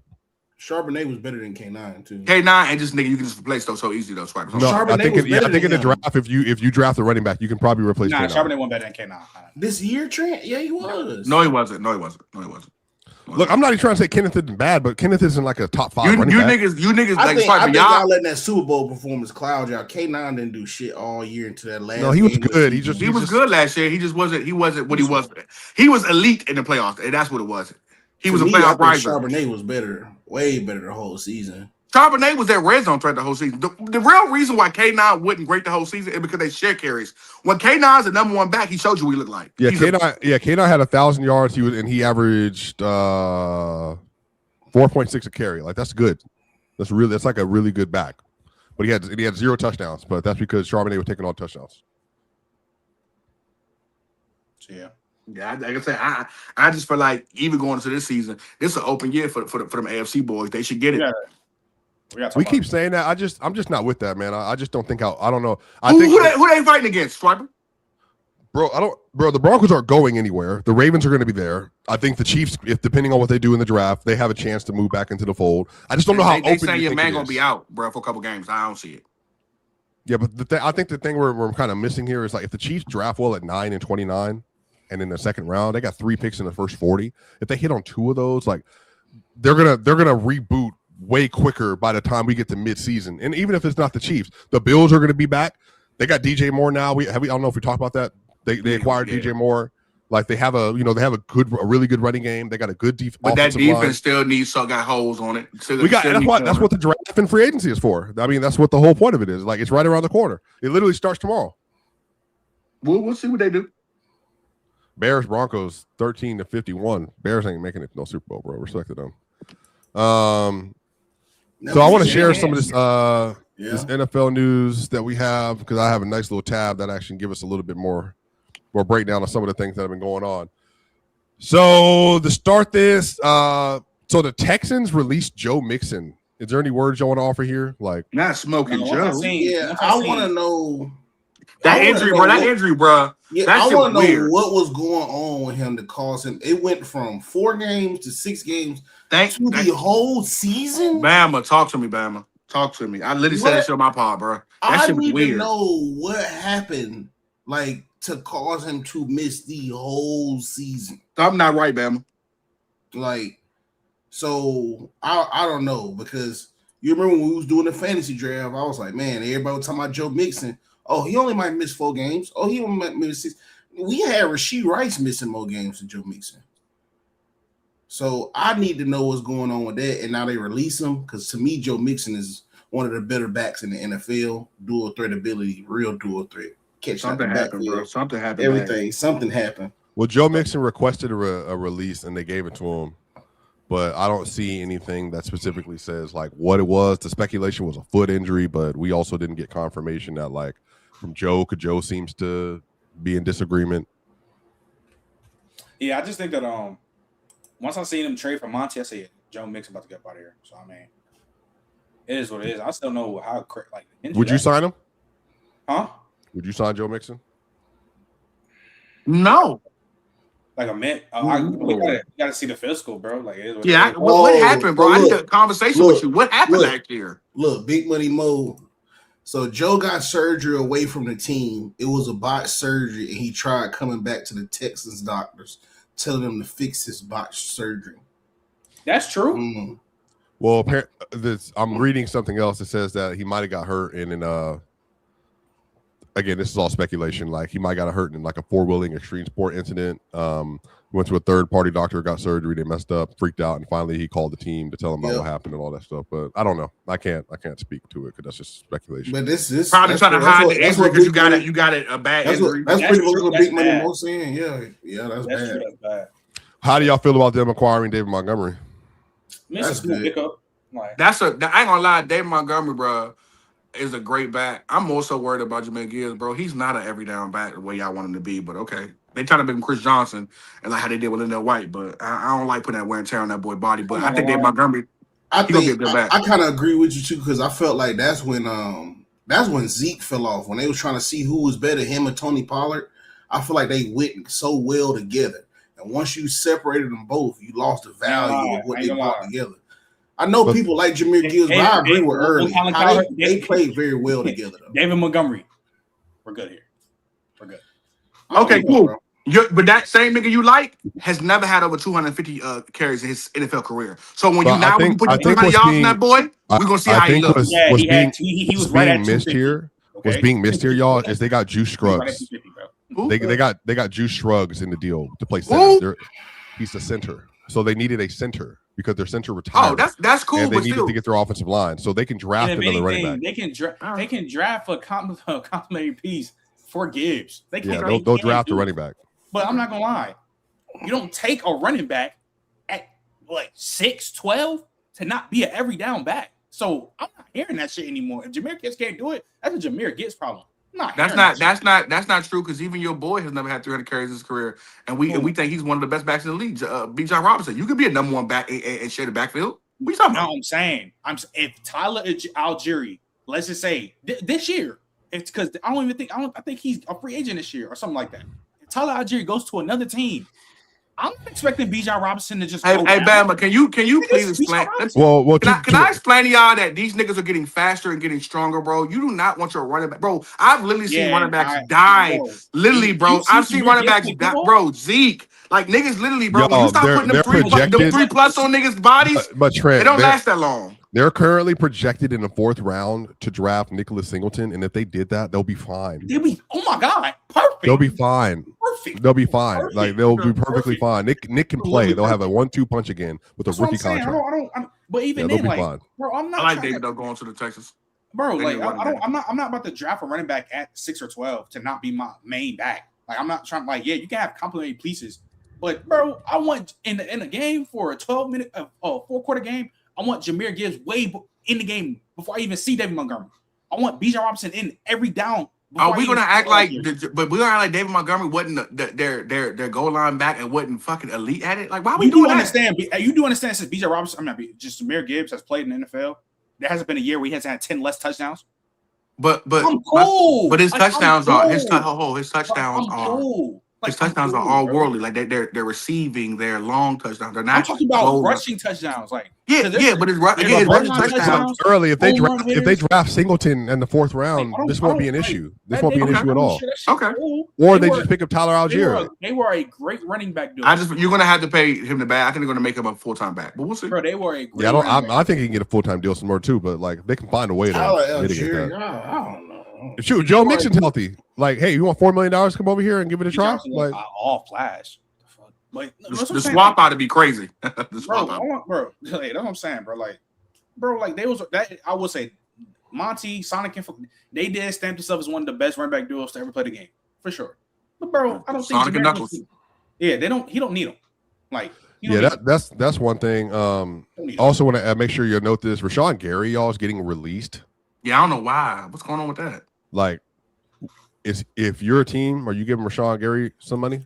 Yeah. What? I'm sorry. Why you saying that? Is something wrong with Rashawn Gary? Like, why you acting? I think it's some of his money production. He's not like the most productive player ever, but like so. He go good. If I'm the Ravens, I give Rashawn Gary right now to go alongside Maxx Crosby. Cool. Let's short this thing all the way up, and I won't have to pay him Trey Henderson money. Cool with that. Yeah, that definitely could happen. He's a great number 2. He was a great number 2 alongside Michael when he was healthy. So I don't know why that happened. And they got Zaire Franklin though. So I mean, Yeah, the Vikings are also restructuring Justin Jefferson, Christian Darrisaw, and Byron Murphy's contract. They made $38 million in cap space to do that, so they'll be able to bolster their team and see what they do at the quarterback position. Like I said, the Texans released their running back in Joe Mixon. Bills released safety Taylor Rapp. So Taylor Rapp, that's cool. We'll see what happens with him. The Cardinals released Dalvin Tomlinson, which could be a sneaky addition to another team. Now he's 32, so he's not like super young. Oh, you want to run it back? Dalvin Tomlinson. He's a D tackle. You need to talk about that. They also who got rid of their corner. You need to talk about another elephant in the room, Cypher. Which team? I'm going through a list. Which team? Eagles. Who they get rid of? Did y'all see the bag they gave Jordan Davis? Oh yeah. I like that though. Y'all think it's a little bit of overpay? Nah, I think when I think Jordan Davis won the best run stuff in detail. He was elite at run stopping around last year. Damn, I think he had like a 3 years, $78 million. Yeah, $78 million extension. But I ain't gonna lie, those. But you gotta understand the market trend. That shit, that's chill money now, bro. And they saying Jalen Carter been like in trade talks. Quarterback about to get a 70 piece. But you know why though? Because Jordan Davis has been like Jalen Carter was crashing out last year a couple times, man. I think that's probably what it is. They don't want that headache. Hey, if they trade Jalen Carter, wow, that'd be crazy. Bread, man. I ain't gonna lie. When he spit on deck, that's probably when it was like, this nigga bugging out, bro. Yeah. Yeah, 3 years, 78. He becomes the highest paid D tackle in NFL history. He's tied in second annual average. So he is right in the area of Milton Williams and Chris Jones. Mm-hmm. So yeah, it's a good deal for him. Who's that? Is it the Cardinals cornerback? Who's the cornerback that's about to leave? And he was elite last year too. Oh, I can't think of his name right now. The Texans released they signed Dalton Schultz to a 1 year extension, $12 million a year. Danielle Hunter got a $40 million extension for 1 year. As he should. Damn, 1 year, 40 M's. Golly. But as he should, though. That's good. He's elite. Raiders released Alex Kappa, which is interesting. He was with the Bengals, so curious to see where he ends up. The Patriots traded Garrett Bradbury to the Bears. So the Patriots will now have Bradbury and Joe Thuney. They played college together. So their interior should be a lot better this year, hopefully. Damn it. What's his name? Will Campbell might be playing guard soon too, bro. Damn. Yeah, he probably needs to. The Texans, they restructured the contracts of Derek Stingley and Jalen Petrie, and they got $22 million in cap room by doing so. So we'll end up seeing what that does for them. Let's see here. Darius Williams retires. The corner. The corner used to play for the Rams? Yep. That makes sense. Cool. The Cowboys placed a second round $5.6 million tender on Brandon Aubrey. So I have a question for you all. So the way the tender works is he can sign a deal with another team, but then they have the right to match that offer. And if they don't match the offer, they would get a second round pick. So Brandon Aubrey is the best kicker in the league. I assume that we all agree on. Yeah, automatic pick. Not even close, bro. Would you want to give up a second round pick if you're another team for Brandon Aubrey? No, yeah, still not. Now let's do the math here. So he's 30 years old. Kickers typically lead the NFL in points. Like an elite kicker can lead the entire NFL in points more than anybody. Would it not make sense though for a second round? If you can get the best at point accumulation in the NFL, an indoor and outdoor kicker, and you can have for a second round pick somebody that's going to basically, I don't know. Let me see what he did last year. Brandon Aubrey, he had a total of in the regular season. Alontae Taylor, who I was talking about, Alontae Taylor is leaving the Saints. Oh yeah, that's true. He's a good corner. I don't know where he's gonna go. He's a damn good corner. Nigga had like Brandon Aubrey last year. He scored 155 points. That's food fight, but it's just second picks are so. You know what you can do with a second pick? You can get a franchise quarterback with a second pick. Like I ain't gonna lie, it's still too high for kicker. But low key though, for somebody like Brandon Aubrey, who like, bro, once you really got to be a kicker. Like you really got to be like once you pass the 50. You basically in field goal range. Like once you pass it, bro, that's like. But Trent, it got to be a team who like they ready right now. You can't. I don't even Like the Broncos get them or something like that, but it got to be a team who like really close. Yeah, it can't be a team who made a good point. But so you know the Commanders get them. You know how many games teams lose off of field goals, bro? Like if the Broncos, if they had Brandon Aubrey, they would have beat the Patriots last year. That's what I mean. Like if it's a Broncos team, cool. If you like a Commanders team or a Giants team, no. No. I think not for no second round pick. I think any top contending team should try to like consider it if you don't have a good kicker. Or I'm not gonna lie, even if you think about right now, Brandon Aubrey played for the Ravens last year. They be in the playoffs. Yeah. But again, they got no it. But that's what I'm saying. Name are the close teams. I think that's what you got to think about. Like I'm kind of at that point where for a kicker, bro, if you're elite, like Cam Little, Brandon Aubrey, I'm probably paying premium dollar for them, bro. Like, but not if you're a team who ain't close. I'm with you on that earlier. I'm saying you have to be in contender, but I think it's not even like if you're going to tell me this player's going to score more points than all of my receivers, all of my running backs. But why are the Cowboys getting rid of him in the first place? They're not getting rid of him. Well, not yet. They tagging him because they probably don't think that a team is willing to give them a second rounder for Brandon Aubrey. That's why they're doing it because he's a kicker. I would have said first round just to be sure. Second rounder. Aubrey, he's asking for the bag as he should. Because what's the bag though for a kicker? $7 million, $8 million. Yeah, okay. Like that's a lot of money. For a kicker. You don't just that's a lot of bread for a special teams player. So, man, you just got rid of Michael Parsons, man. You got some money somewhere. Like, just for context, y'all, Brandon Aubrey is better at what he does than Michael Parsons is at what he does. I know, I'm hip. That's what I'm saying. So you got the money. Pay that man at 7. That man literally is everything for y'all. Pay that man at 7. I think he asked for like $10+ million. That's what they said. All right, $10+ million is kind of all right. Goddamn. But I'm not gonna lie, like 10 piece a year at kicker is boy. You are the Michael Jordan kickers. That's what I'm saying. Like if we in a game and I could make it 65 yards. Yeah, bro. I'm not gonna lie. 60 ease. Adam Vinatieri, Justin Tucker, and him. I'm paying whatever I need to pay. Yeah, I'm not funny, bro. But here's the thing about Justin Tucker. Remember the Justin Tucker from the Lions game when he made the 61 yard? My thing is this though with Justin Tucker, you pay. Remember, and so imagine if the Ravens would have paid Justin Tucker back when he was in his prime, and then literally a year or so later, they void the contract. You can void the contract. Okay, so that's fucked up. Nah, but like literally though, like if I'm Brandon Aubrey, I need my shit fully guaranteed, like Deshaun Watson.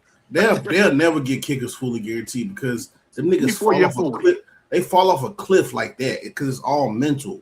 Once they lose their confidence, kickers are pretty much useless, bro. So, but you ain't got to worry about that with Brandon. Brandon 30, bro. 30's like you got 6 years in him at least. And usually kickers and punters be old as hell. That's true. Usually. So that's true. Matt Prater's still going. Matt Prater's in his 40s. That's what I'm saying. Like, and 30-year-old kickers. And Matt Prater was legit last year. That's what I'm saying, bro. Like that could be a real offer. I'm not gonna lie to you, bro. Trent, I'm doing it, bro. Like I look, you might. If I'm second. So if I give you the 55th overall pick, I get Brandon Aubrey.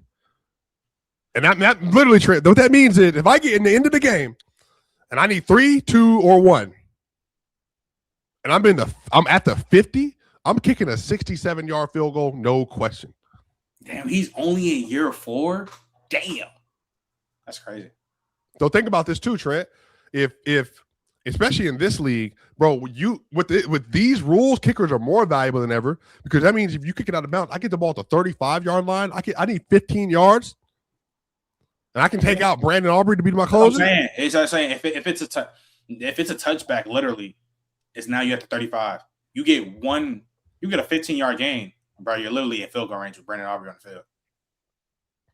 Like that's how crazy, that's how elite he is. Like that's so like when you think about it. And like when you first asked the question, I'm like, nah, second round pick, bro. You can really get some shit for second round pick. But bro, for Brandon Aubrey, damn. Like, yeah, if I'm like, to contender or close to contender, I'm like, even though Sebastian Janikowski was cold, like Brandon Aubrey is what the Raiders tried to do when they drafted Buddy in what he drafted like second round. Like that's what I'm saying. Like, yeah, he's. But you've had some great kickers who wasn't highly drafted, like guys like Vinatieri and Vanderjack. But Drake Marwaller, he's Maxx 34. Crosby was amazing at one point in time. He's 35 or 44, but you got to remember they try him at like 65, 66 on the regular. Like, so I ain't gonna lie, you're right. They get to the 50 before halftime. They're like, all right, come on, Brandon, let's load it up. Yeah, he's amazing. Like, can we do a couple keep 3 cut 5s? And that's basically, ain't that like basically like an 80%? You said no. You said what? Hey, so ain't that his like an 80% rate damn near? Like a 79, 80% right? Like on 50-yard field goals when he said 35, 40, 44. That is where the hell Bama go? That's 79%. Yeah, but like I said, including go try it kicks. Yeah, including go try 67. Go try 66. Go try it. Yeah, I'm not gonna lie. I got an iPhone 17, y'all, so that's why the camera doing that. That shit is following me. We can't do keep 3 cut 5s? Wait, I can't even hear you. He said keep 3 cut 5. Keep 3 cut 5. Oh, sure, yeah. I got some fun ones. Is Bama back? Because we got cool. Keep 3 cut 5. We spoke on receivers under small receivers, and y'all kind of shitted on them. I got to keep 3 cut 5 receivers under 6 foot that have at least 7,500 career yards. 75 career. 75K. They got it. I mean 75,000. They got 7,500. I mean, so they basically are under 6 foot, and they have at least 7,500 yards career wise. Oh, it's like all time receivers basically. Yeah, basically. Yeah. Okay. First keep 3 cut 5. Derek Mason. Keep. What you think, Swiper? What you said? Who? Derek Mason. So again, Swiper, these are all receivers under 6 foot who have at least over 7,500 yards. Yeah. Cut. Derek Mason might be the best. No. No sports, bro. Do you know 89? Next, you know who Derek Mason is? Yeah, we remember. Next name, T.Y. Hilton. He's better than Derek Mason. That's cool. Oh, me. T.Y. I ain't gonna lie, Derek Mason got 12,000 yards all time, but I got you. No, he's cold. Yeah, I'm trying to think. T.Y. Hilton, no. I still probably say no because there's more. There's more in the list. Yeah, I probably say no to. I will fake keep, but I want to. There's another name in there. I know there are. Next name on the list. He'll be cutting. Y'all got 2 cut. Next name on the list, Wes Welker. I'm not gonna lie. Respectfully, I'm keeping. Wes Welker is better than Derek Mason. Is this thing? What the thing I said? Is this thing on? Is this thing on? Hold on. We already cut 2. And Wes Welker was really like that. Like he don't. He was not. I should have. Nigga said damn near could have cut. We should have kept T.Y. But I would keep Wes Welker though. No, Wes Welker was crazy, bro. Wes Welker was cold as fuck. I used to hate playing Wes, man. He was cold as hell. Like he was cold. We going West? Derek makes him cold too. I want to cut because I want to see who else is there. I want to cut. Me and Bama cutting. All right, cool. Next name on the list, Odell Beckham. Keep. Obviously. Yeah, duh. 1,000%. Derek Mason was better than Odell Beckham. Well, it's the first name, bro. It's the first name. Leave it alone. In an all-time perspective, yes, because Odell got hurt. But not at their peak. Not even close. But not in no God's green fucking. Whoa. Hey, I know Brandon Lloyd is underneath 6 feet, so I better hear his name for sure. Boy, what the fuck? Brandon Lloyd is 5'10". Hey, we keep it. Brandon Lloyd is 6 foot. No, he's not. He is 100% not 6 feet. I have seen Brandon Lloyd. Y'all niggas is crazy. Keeping Odell for sure. Who's up next? All right. So again, Brandon Lloyd listed 6 foot. Thank you very much. Yeah, listed. And he doesn't have 75 yards. He only has 5,900. Next name on the list, Deshaun Jackson. Keep. Derek Mason was also better than Deshaun Jackson. Y'all niggas don't know football. No, it's the first name. You would never take the first name. But listen, it's certain names when you hear them first, it just swipe. Mr. Intelligence, I know plays. Let's cut Deshaun. Let's cut Deshaun. Your age swiper should have heard. Y'all cutting Deshaun Jackson? Yeah, we're cutting Deshaun. Oh, damn, we cutting Deshaun. There's more names, bro. Well, you already got you're on your 5th name right now. Just to let you know. Well, how many we get? You get 8, so you got 3 more. That's it. Okay, yeah, we cut for sure. Okay, fine, that's cool. You cut Deshaun Jackson too, Bama? Bama cutting him. Yeah, we cutting him. Are you cutting him or not, Bama? He got overruled. No, he didn't, because Trent keeping him. Trent, just cut him because you know who's. There's 3 names. Are you cutting him? I'll cut him. All right, cool. Next name on the list, Santana Moss. Bama. He's better than Derek Mason. Oh, my life, he's better than Derek Mason. He's better than Derek Mason. Santana was cold, bro. Santana was cold, but they're not better than Derek Mason, though. All right, well, Derek's not on the list anymore. So are we keeping Santana or no? Bro. No, because the real name I'm missing. Now I think. Hey! Stop doing that. Yeah, let's not do it. Okay, so we kept OBJ. You pick him and you're not picking him. You might get some bums, and you might have gave him some grapes. I'm keeping Santana Moss. I'm keeping him. Santana Moss, bro. Keeping him. Yeah. No, but you know how early is nasty. Nah, they kept him. Next name on the list. No. We're not doing this. Next name on the list. Steve Smith Sr. Yeah. No. But I'm saying I'm saying the way you messed up, you could say it's going to be AB at the end of it, and AB is going to be left off. So that's the problem is you can't just next name on the list, Steve Smith Sr. Please stop. I'm not gonna lie. You can say that swipe up, but then on the back end, he can hit you with the Julian Edelman. No, watch. It's not gonna be that. Next name on the list, Steve Smith. Yeah, we're keeping him. All right, so we did Derek Mason cut, T.Y. Hilton cut, Wes Welker cut. We kept Odell. We cut D-Jack. We kept Cincinnati Moss. We kept Steve Smith. And the last name on the list Jack cut was none other than Tony Brown. I told you. I knew it. You said I knew it. I got one more other one to do. So this is keep 3, cut 5, 2,000-yard running back seasons. Say no more. Oh, I was gonna say that for Wednesday because we're gonna do a running back tier list. Okay. Because I had a running back thing too. I had a running back thing. All right. What's your running back thing? Do quarterbacks 5,000-yard seasons? No, it's not a keep 3 though. It's a hold on. I'm finna show. It's like a star bitch kind of something like that. What? Now talking about Bama, talking about what he was doing. He's like I said, is it like a start bench cut or something? Oh no, which franchise has the best? Which franchise has the best backfield trio? Trio. So that's like franchise though. I'm not gonna lie. I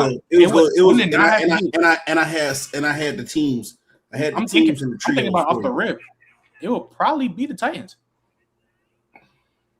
I don't know if you look at some like the Rams, because I know Rams got Marshall, Steven, Todd Gurley. Those are crazy. Nah, they got Eric Dickerson. Oh, Eric Dickerson. Yeah. I'm about to say, you just said Todd. Todd Gurley. We were just talking about Todd Gurley, so it just came in my mind. You got the Eagles with Saquon, Shady, and Brian Westbrook. That's smooth. That's tough too. That's smooth. But bro, the Titan shit, bro. Eddie George, Chris Johnson, Derek Earl Campbell. Well, yeah, Earl Campbell. You got 4 of them. Like that might be like they might like for running backs. Hey, don't sleep. Don't sleep. The Bears had Walter Payton, Gale Sayers, and Matt Forte. Good. Cowboys, Emmitt Smith, Herschel Walker, Zeke. That's nice. Like you said, got a sneaky one too. Titans, CJ2K, Derrick Henry, Eddie George. Do the Vikings. Do the Vikings. I don't think Vikings on here, but they got the Niners with CMC, Roger Craig, Frank Gore, Marshawn, K3, K9, Sean Alexander. Then you got Jamal Charles, Larry Johnson, Priest Holmes. That's a fire one. LaDainian Tomlinson, Eckler, and Woodhead. Danny. I don't know Eckler. I would have went Danny Woodhead over Eckler. Well, we can do keep 3, cut 5. Receivers. You got. This might be the best one though. The Lions, Barry, Gibbs, and Montgomery. Nah, because I hear David Montgomery. Right. Keep 3 cut. Keep 3 cut 5 receivers from the past. Do it with receivers from the future or receivers from now. We can do a keep 3 cut 5 on that. Okay. Are we ready? Yeah.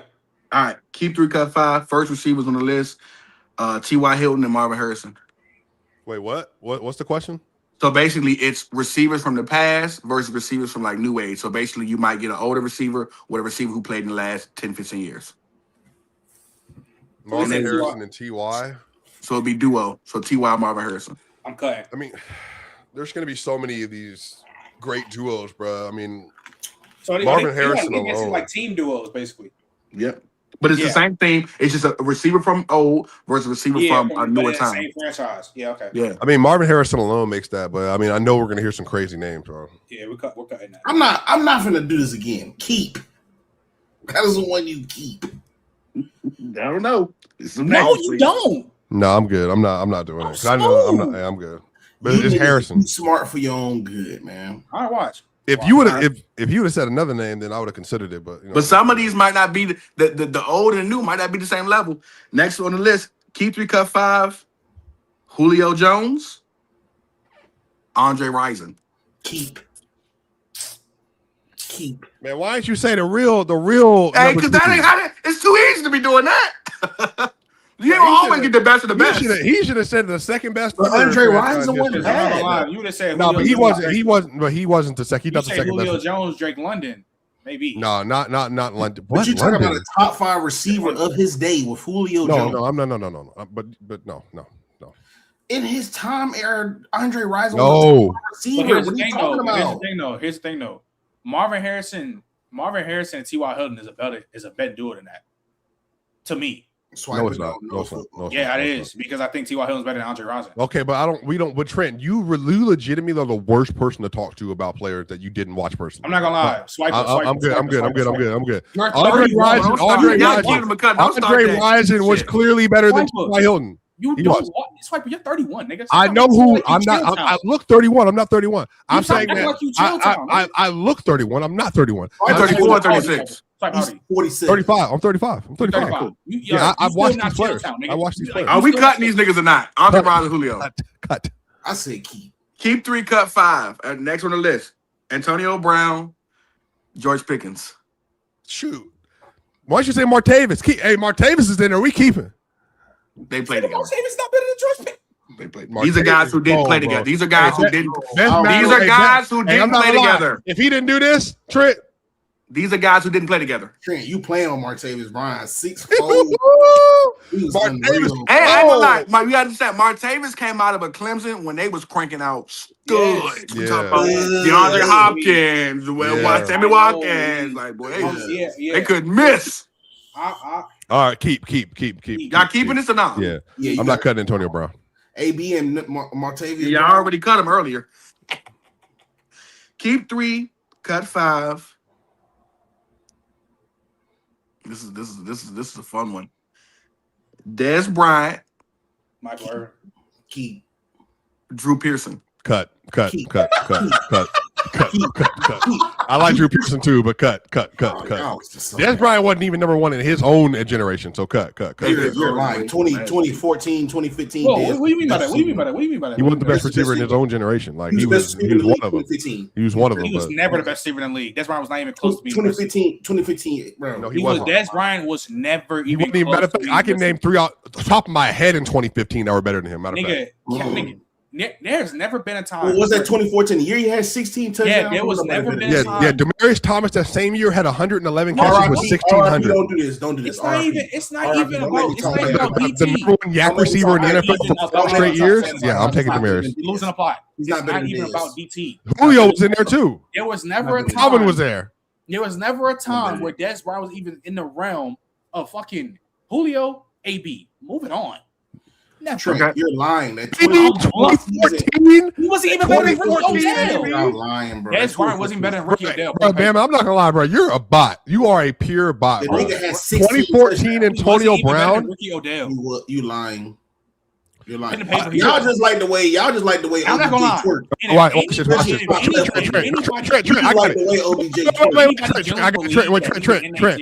Trent, hold on. 2014, Antonio Brown, 129 catches, 1,700 yards, and 13 touchdowns. All pro, number 1, damn near 1 MVP. I'm not gonna lie. Bro, you can say Dez Bryant was top 5 in 2014. That's fine. I don't know, because he probably in the back half of the top 5. But actually, hold on. AB, bro, he had Julio, Calvin Johnson, Odell. Okay, maybe cool. And DeMarco Murray led the league in rushing. There is a major gap in the top, then just like a big fucking 4 and the wide receivers in that time. What the fuck are we talking about? How would he even close to Antonio Brown or Julio? He doesn't. I don't know why y'all playing with Dez. No. There is no. Stop. There is no football nuance aspect you're going to talk about on why Dez Bryant was even close. Wait, Trent, hold on. Trent. Bro, Julio Jones had 136 catches for 1,871 yards. Mind you, in the same season, Swiper, Odell had 1,400 yards in 12 games. But I did not remember one thing. 12 games. So just to prepare yourselves, again, y'all have it's going to be 4 more names. They never played with each other, so it's none of these names have ever touched the field together. And mind you, Swiper, Mind you, hold on. Y'all bringing up everybody else. No. And mind you, yes. Wait, hold on. No. Wait. Trent. Hold on. I'm sorry. I'm kidding. No, Mamelot. 2014, Demaryius had 111, 16, 19, and 11 touchdowns that year and led the NFL in yak. And if niggas keep talking about stats, 16. no. And hold on. If we keep hold on. That's what you guys touchdowns. Swipe it. If we're just talking numbers, because the only thing Bama's going to talk about. Niggas keep talking about, Dez Bryant, DeMarco Murray led the league in rushing that year. Do people not realize in 12 games, because Odell missed 4 games in the beginning of the season, he had 1,400 yards, 1,455, and 13 touchdowns in 12 games. You keep harping on fucking 16 touchdowns that Dez Bryant had in the full season. Odell only had 3 less. And Trent, the only reason I'm not worried about Odell, because even when Odell had a full season, his 2 full seasons was all in Cleveland. He didn't replicate none of that shit. Why does Cleveland go to hell? Cleveland go to hell. What are you talking about? First of all, I don't care about OBJ. What are you talking about Cleveland? You said 2014, brother. Because those were the only 2 times he played a full season, full 16 games. You said 2016, brother. That's not true at all. OBJ hasn't played a full season. OBJ played a full season in 2016 and had 1,400 yards. What are you talking about? He played a full season in 20. What are you talking about? Again, in 2016 with the Giants, he played 16 games. Be quiet. No, you lied. Hey. Yo, what the fuck just happened? Yeah, my shit. Yeah, that shit just. Nigga, talking about comparing the season impact. Niggas think Dez Bryant is more impactful than Odell? Played 16 games in 2016. Since when has Dez Bryant been more impactful receiver than Odell Beckham? When? In what? No, Odell was crazy. No, but Dez Bryant was crazy, Trent. I don't want to downplay him. Well, he wasn't the best receiver to fucking. He wasn't the Julio talks, brother. He wasn't the Julio AB talks. From 2011 to 2014, yes, he was. From 2011, he was not. Yes, he was, Trent. He literally wasn't. I'm sorry, Chad. He was not. Chad, he was not an Antonio and Julio Jones talk. This is not a discussion. Live right now on how he's even close to AB and Julio, and it wasn't even a conversation when 2014 he was first team All Pro. Okay. Over OBJ. Again, that was Odell won the conversation for best receiver in the league. That's my point. First team All Pro. No, he wasn't. You just like OBJ. He wasn't the best receiver in the league. I'm not a You can't talk from no receiver standpoint why Dez Bryant is better. So I don't give a fuck what you're talking about right now. Better hands, better routes, better hands. Dez Bryant in route running. Yo, early. Dez Bryant in route running. Steven already told us about your boy OBJ. No. Eye twitch. Dez Bryant was your eye twitch. Steve already told us. They literally. I literally watched the interview. I literally watched the interview where they asked your man you had on the pod. What's my man name? Darius Slade. They said Darius Slade was Dez Bryant. He said Dez could catch everything, so he made 50 balls, 80 balls. But he said Dez couldn't get separation like that. It's just he can catch everything. Dez Bryant is separation, nigga. Dez Bryant was good for digs, comebacks, and curls. That's his money routes. What are you talking about separation? The whole route treating when they talk about versatility-wise, Odell wipes that nigga in routes. Yak ability is way better than what the fuck Dez Bryant can even do. And hands-wise, I don't even got to talk about Odell's hands. What are you talking about? The nigga catch rate is crazy. He's 5'11". What are you talking about? The nigga will grab any football out of any of his range with one hand. Dez would too. And Dez would too. The main calling for Dez Bryant is the nigga touchdowns to his red zone ability. And nigga Odell, that same fucking season, had 3 less touchdowns and missed 4 games. Let that Dez Bryant shit the fuck up. That shit weak as fuck. OBJ never did that when he had a full year though. I'm guessing we not keeping Dez Bryant and Drew Pearson. No, but they just bots and they ain't gonna keep him. You just like the way he dance. I told you. No, nigga, you like just the way he shakes his ass, bro. It's okay, bro. It's okay. You like the blonde mohawk. You said Dez Bryant mohawk, bro. You cute. You think he cute, bro. You said Dez Bryant runs better routes than Odell. Dez Bryant also had a mohawk in this time. You don't know wide receivers. I also had a mohawk at this time. Can we get to the? I didn't mean to round you guys up. Can we get to the next? No. Early. Every black person that played football in this era had a mohawk at one point. Idiot, bro. I remember, bro. 2014, Dez was the best receiver in the league, bro. I was a Cowboys fan. But are we keeping him with Drew Pearson? Cowboys fan back then. I hear Drew Pearson. Bro, I don't care, bro. Anytime he hears somebody old, he think they garbage, bro. We don't even listen to this young nigga right here. Cut that nigga, tripping, bro. But Drew wasn't terrible though. Drew Pearson. Everybody had a mohawk. I don't know why he said that. Anytime Trent hears somebody old, he a Hall of Famer. I got a picture of me right now with a fro hawk back in then. Everybody had a fro hawk. All right, next name on the list, golly. JSN. We cutting Drew Pearson and Dez. JSN and Steve Largent. Niggas ass. No, I'm good. Basically, Eli Manning merchant. Yeah, same nigga who what? OBJ, Eli Manning merchant, nigga. Fuck out of here. Sorry, ass nigga. 2014? That's why he ain't never have a full career. Tissue body ass nigga. Y'all like what Dez Bryant do after 2014? Wait, who has more? Whoa. Wait. What did Dez Bryant do after 2014? Yeah, Dez Bryant has 7,500 yards receiving in his career. Come on, he left Cleveland. The nigga Dez Bryant turned into shit. By the way, whoa. Odell Beckham has more receiving yards in his career than Dez Bryant. Nigga turned in 3 less years. 2014, the nigga turned into shit. So don't try to give me the Odell excuse. You don't know what the fuck. Look at Bama. Look at Bama's stank face. Look at his stank face. Okay, how about this? More receiving yards in his career than Dez Bryant. Dez Bryant ain't had no long. I can guarantee you, Jimmy G got more passing touchdowns than John Elway. He brought it up. He brought it up. Did he not just bring it up? I'm sorry. Did he not just bring it up? Name of receivers. Look at Bama. No, wait, Trent. Did he or did he not bring up Odell Beckham's career? And then as soon as I say Dez Bryant, he had less receiving yards than Odell Beckham. He just tried to get on Odell. Niggas talking about Odell and the Browns. At least Odell had a career. I got something for Swiper. I got something. Ain't no heat for me. I'm good.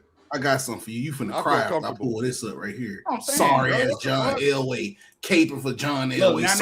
Look, Swiper, now niggas want to talk about John Elway. Dez Bryant had 3 good years though. He had 12 to 14. Exactly. Hey, Trent, right after 14, bro, he fell off a cliff, bro. Fuck, I can at least talk about Odell. At least that nigga never touched 900 yards again.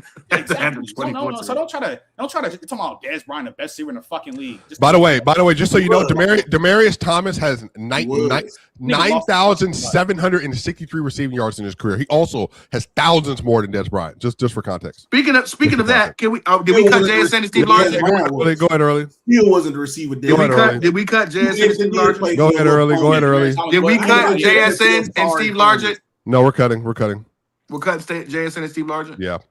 Okay, next name on the list. Speaking of Demaryius Thomas and Ron Smith. Cut. Now they were cool, but I know the names coming up are going to be crazy. I know. Yeah, I feel like this. Well, you only have 2 more names. So yeah. So how many people we got so far? You've only got 1. You only got George Pickens and AB. Listening to a dumbass linebacker. That's cool. Yeah, that's cool. Let's do that. Let's move on. Are y'all all going to Demaryius Thomas? Early. Hold on. By the way, this dumb linebacker got 3 bachelor's degrees in 4 years and also was team captain and also called every play again. I'm not talking about your every play in every game.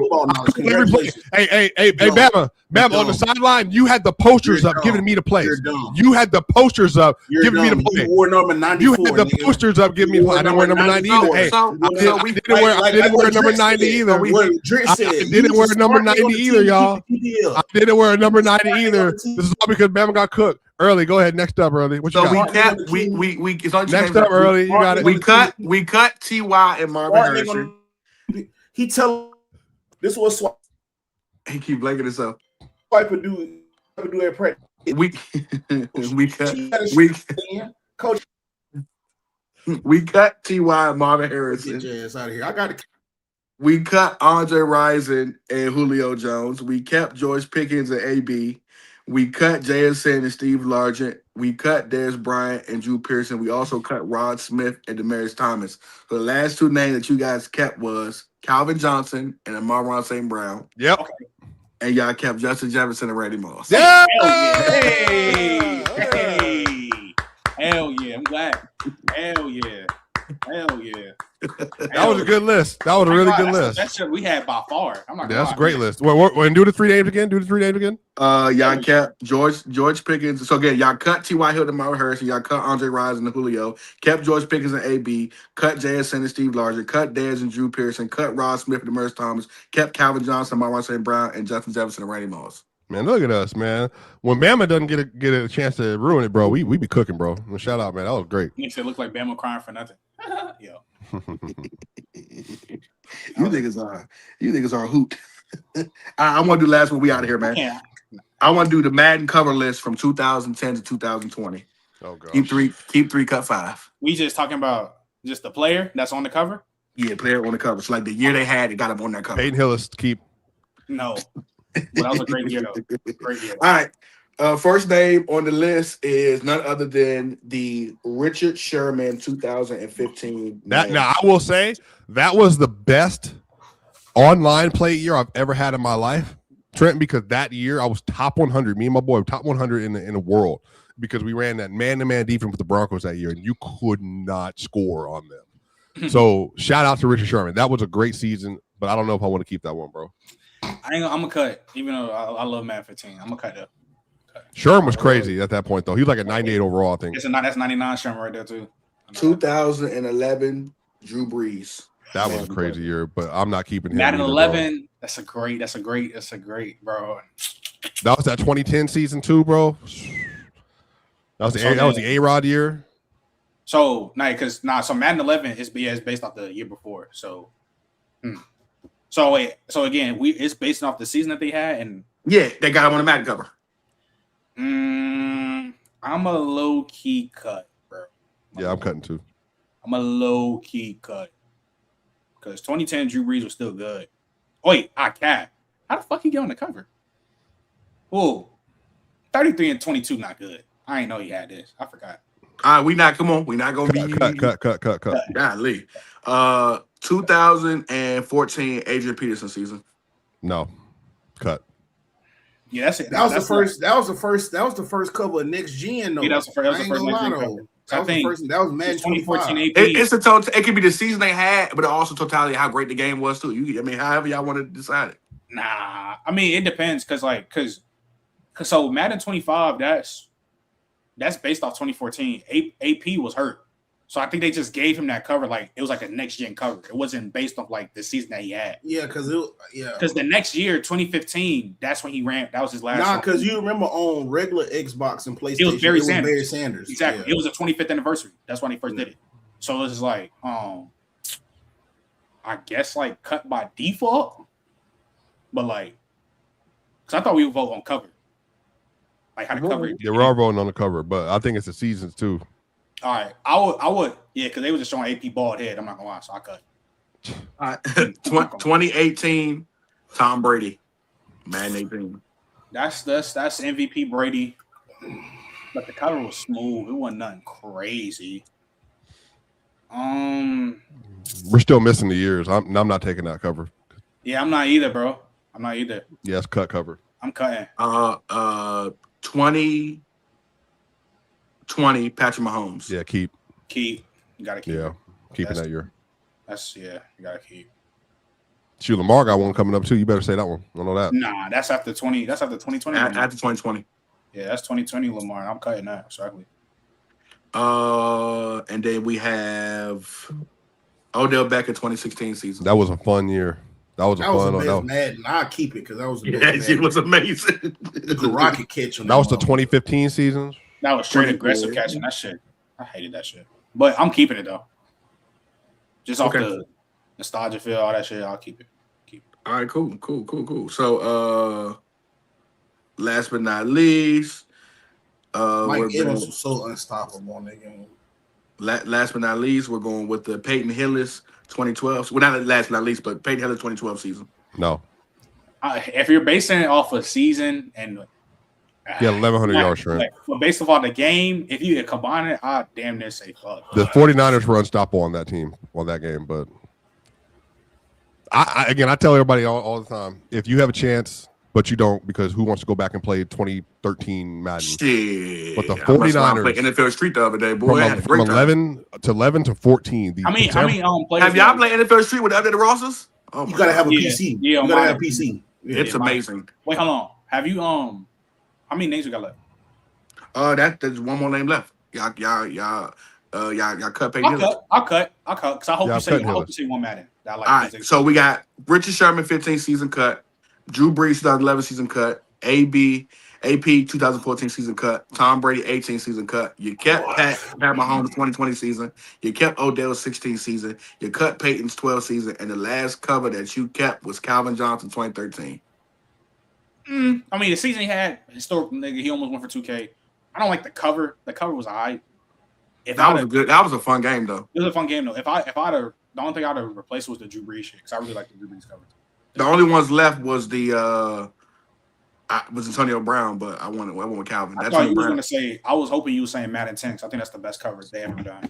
Yeah, it was fun. Fitzgerald just so we can make sure we note this, y'all, because there's a lot of smoke. So K9, by the way, has been listed to the Chiefs and Broncos, and Travis Etienne to the Chiefs and Broncos. So give me a quick prediction next week. By the time we see each other on Wednesday, give me a prediction for Algier, K9, Travis Etienne. Is Travis Etienne like for sure gone? He's a free agent. I think K9. Where do those three end up? I think K9 is a Chief.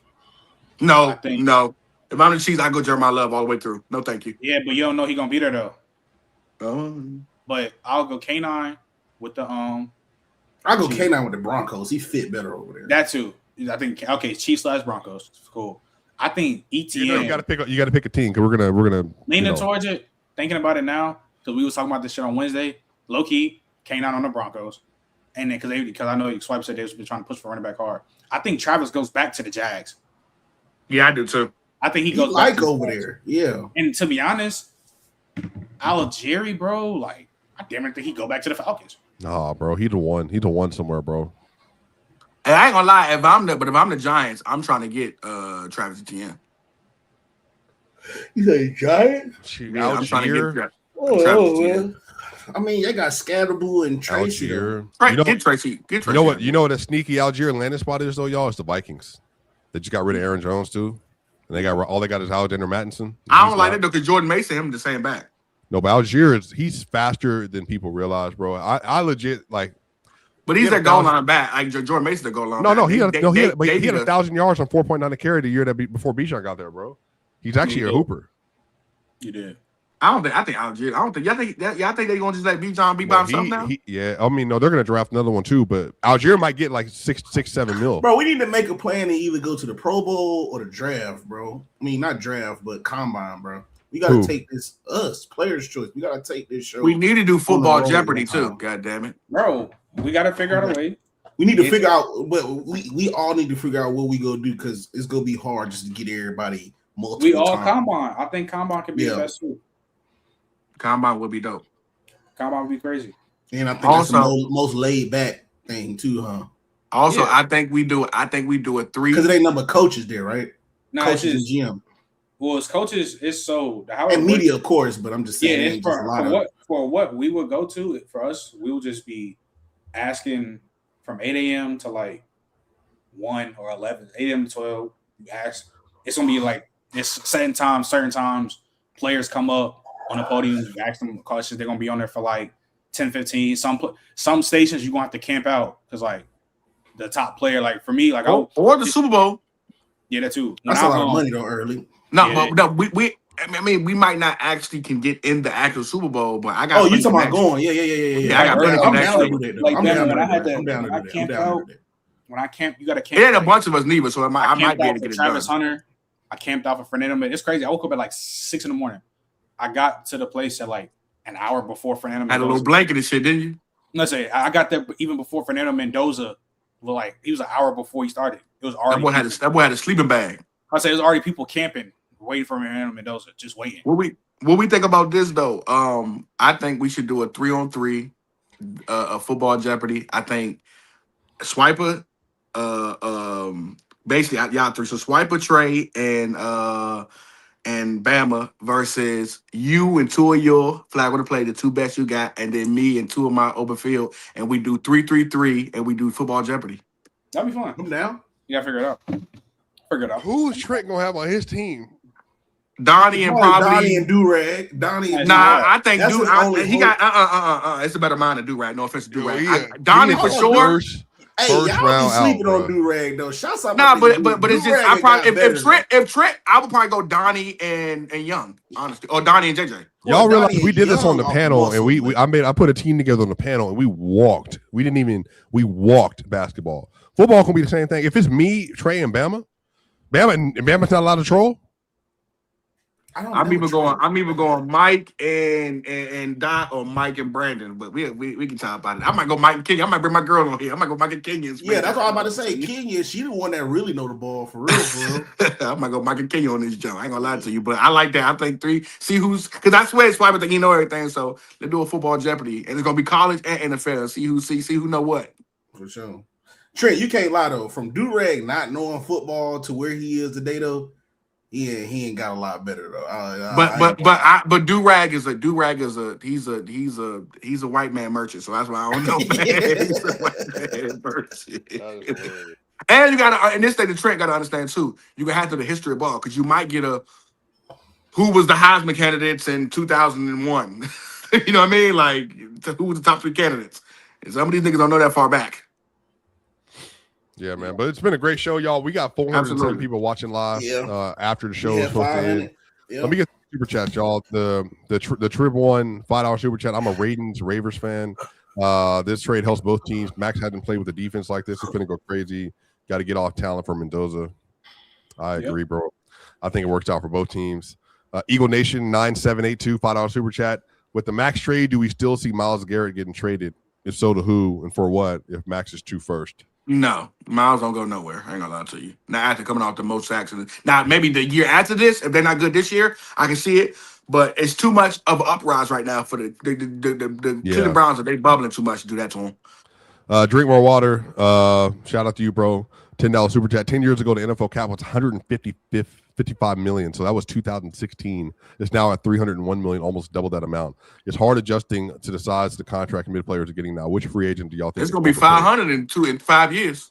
Pretty much majority of the quarterback is getting overpaid. Which free agent gets overpaid this cycle? Okay. I ain't gonna lie. What's the over under Trent that Swiper and Bama don't end the game because they argue? It's not gonna happen. I don't mess around on games. Y'all niggas gonna get in such a tizzy. Y'all won't even fit. And Trey gonna be that motherfucker looking clueless. Like, oh man, I'm undefeated. Like on all the little stuff Players' Choice and have, like the Black Friday debates, the Christmas debates. I'm undefeated. I don't play. You think if we did a football Jeopardy or if we did a football Jeopardy or Family Feud, you would get cooked. I know who's gonna try to get us off topic while we're reading super chat. It's definitely early to answer the question that Drink More Water asked. It might be Alex Pierce. He's apparently projected to get $27 million in free agency. So that's a lot of money. Can it maybe Malik Willis? They hire Alex Pierce, ain't they? Yeah. Malik Willis probably gonna be the one that get overpaid. Yeah, Dreamer Water might be him because he might get $30 million a year. So it for sure could be him.